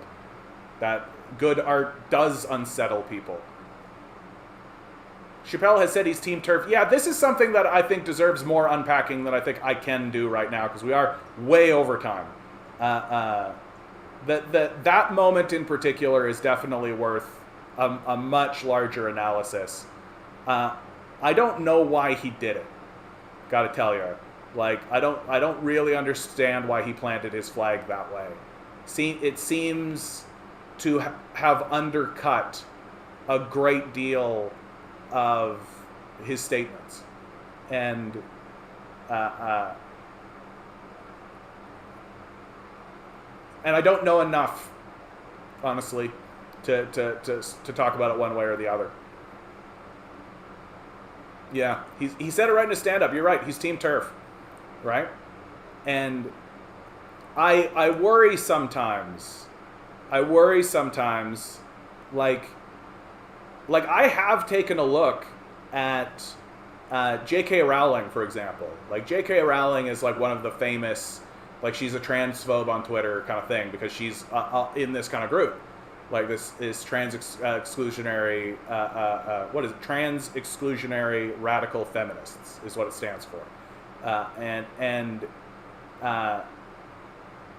she's indicted because she was going against like legislation that was allowing that was apparently transphobic or any of this kind of stuff. And when you look at the legislation she was actually standing up against, it was it would have allowed anyone to declare themselves a woman with nothing. Literally anyone could stand up and to say, I'm a woman, and then they would have to be part of women's groups. So I, according to the law that was going to be passed, could just say, oh, I'm a woman, and then I would be part of this women's group, right? And when I saw that, I was like, oh, like, that seems reasonable. Like, what she's doing there, that seems kind of reasonable. But that's never how it's presented, right? I'm never presented that way. I'm not trying to say that Rowling has not said problematic things. Clearly, you can pull up her Twitter feed, but I do think these issues are grayer than we're making it out to be, right? And all I'm trying to say is, like, let's exist in a more gray space. Yeah, well, Gilbert Gottfried was way funnier than Clay, for sure. Yeah. No, Clay was only funny because he was saying shit that people couldn't say. That's it. People will sacrifice material conditions for the sake of culture all the time, but they've got to be convinced to do that. And it's in the language you just used. They will sacrifice it. So it's a consideration. It's the first consideration, right? And they will sacrifice it for something larger or grander, a bigger idea. But it's where they begin. I get there's a hierarchy of needs, but once people can be guaranteed a meal, they will go to war on culture exclusively. But again, but once people can be guaranteed a meal, so the material conditions matter. That's the first consideration. I saw both Ace Ventura, yeah. I think I did too, actually. Yeah. My parents told me she pooped her pants. What the fuck? Oh, yeah. Yeah. Like, I kind of was actually a bit similar to you, Amanda. Like, I didn't really get, like, when she turned around and there was the reveal. I think I was too young, so I didn't really understand it. And it didn't really click in to me. Like, you know, I was just kind of a kid, and I was in it for the funny faces and the stupid impressions and shit, right? Like, I didn't really understand the punchline, right? And I think that's true of a lot of people who watched it. Like, all my friends and everything, we didn't really get it. Like, we didn't understand it really. I came from a fundamentalist Christian background, and there was nobody walking around shitting on trans people. It was not a conversation. We weren't talking about Ace Ventura in relation to, like, trans people or any of that kind of stuff. It just, we were more focused on the, like, bending over and talking from your butthole kind of shit. That's where we were. But then you go back and you look at it and you're like, ooh. If you want to see a truly problematic film, you definitely want to watch Revenge of the Nerds. Revenge of the Nerds is one of the most problematic films ever made. In it, you have a group of nerds who are beat up by jocks who pine for the sorority girls. And so in the film, they run a panty raid on the sorority girls, install cameras in the sorority house, and then spend all day watching the women as they change and get into various forms of undress and all of that together as a group. Then at the end of the film, the lead nerd, right, pretends to be the boyfriend of the girl he's pining after by dressing in the same costume, tricks her into her having sex with him in, like, the fun house, and then after the sex is done, he reveals that, aha, it was me all along, and she's fine with it. The Revenge of the Nerds had, like, a trilogy. There was multiple spin-offs. There was a cartoon franchise. It was a phenomenon through the 80s. It was written by the same guys that wrote Ghostbusters. It was an enormous cultural moment, and if you put that shit in movie theaters today, people would burn the theater down. And they would be right to do so. So, like, culture changes very quickly. Amazingly quickly. There's no way these guys would be protagonists. Von Schwinger, how you doing? They can all be intentionally offensive, but as people become more educated, the offensive people will become less popular or will turn into jerks. Yeah, I think that's true. Look at the conversation of dialectical materialists today. The big YouTube fight is the Marxist versus Pat Socks, patriotic socialists, totally cultural. Yeah, that's not a fair. I mean, that's not an unfair point, actually. Like, the patriotic socialists are doing everything they can to kind of maintain American culture and amalgamate it into Marxism, right? So it is a cultural fight. But I do think that cultural fight is happening on the backbone of the material analysis. Like, I'm not trying to say that the cultural aspect of it is unimportant, but I do think it is one before the other. That if we were starving, like if there was no food, right, I don't think we would be talking about that so much, right? I don't think there would be a jockeying as much in this way. Art should be provocative. Obviously, they're going to offend someone. If you try to offend no one, you end up with capitalist garbage, yeah? J.K. Rowling had her books at the Sotheby's auction go unsold. Get fucked. Get fucked, J.K. Yeah. Yeah. It seems once you win the culture war, you get the chance to determine the material conditions. But if you win the material conditions at economic fight, culture can take away all your gains. So as soon as people aren't hungry anymore, you've lost all your power. I really like this perspective, Grinning. I'm gonna come back on me with this, okay? Come back on me with this, because, like, it's 9:30, dude. Like, we're way over time. And I'm having, like, come back on me on this. Yeah, bring this back up. Grinning's giving away his anarchist leanings here. Probably why I can never be an arch. Yeah, but that's good. This is a good conversation, dude. That's a good conversation. I want to give this more than I'm giving it now, dude. And your position is not... yeah, bring this back in, okay, bud? Von Schwinger, you're catching us right as we're fading out, dude. Ace Ventura was the first time I was drunk. Passed out in a drive-in with a bunch of friends, peach schnapps. Have never seen it all the way through. Oh, dude. I used to love that movie. You didn't like the Omega Moose? Okay, I'm pissed about the Christian Dominion fascism in government in the U.S. Yeah, dude, you should be. You should be, dude.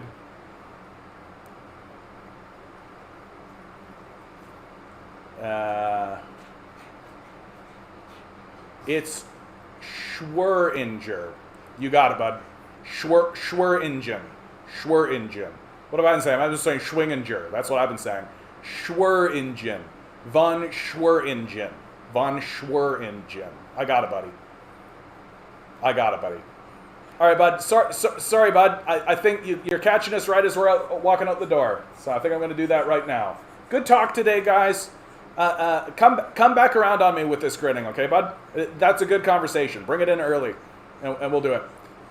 Thanks, guys, for being here. Always remember, each and every one of you is a quantum being walking around in quantum energy. These billionaires are spending hundreds of billions of dollars to make sure you just stay the good little commodity they need you to be. Revolt, rebel, repent. Good luck. We're going to need it.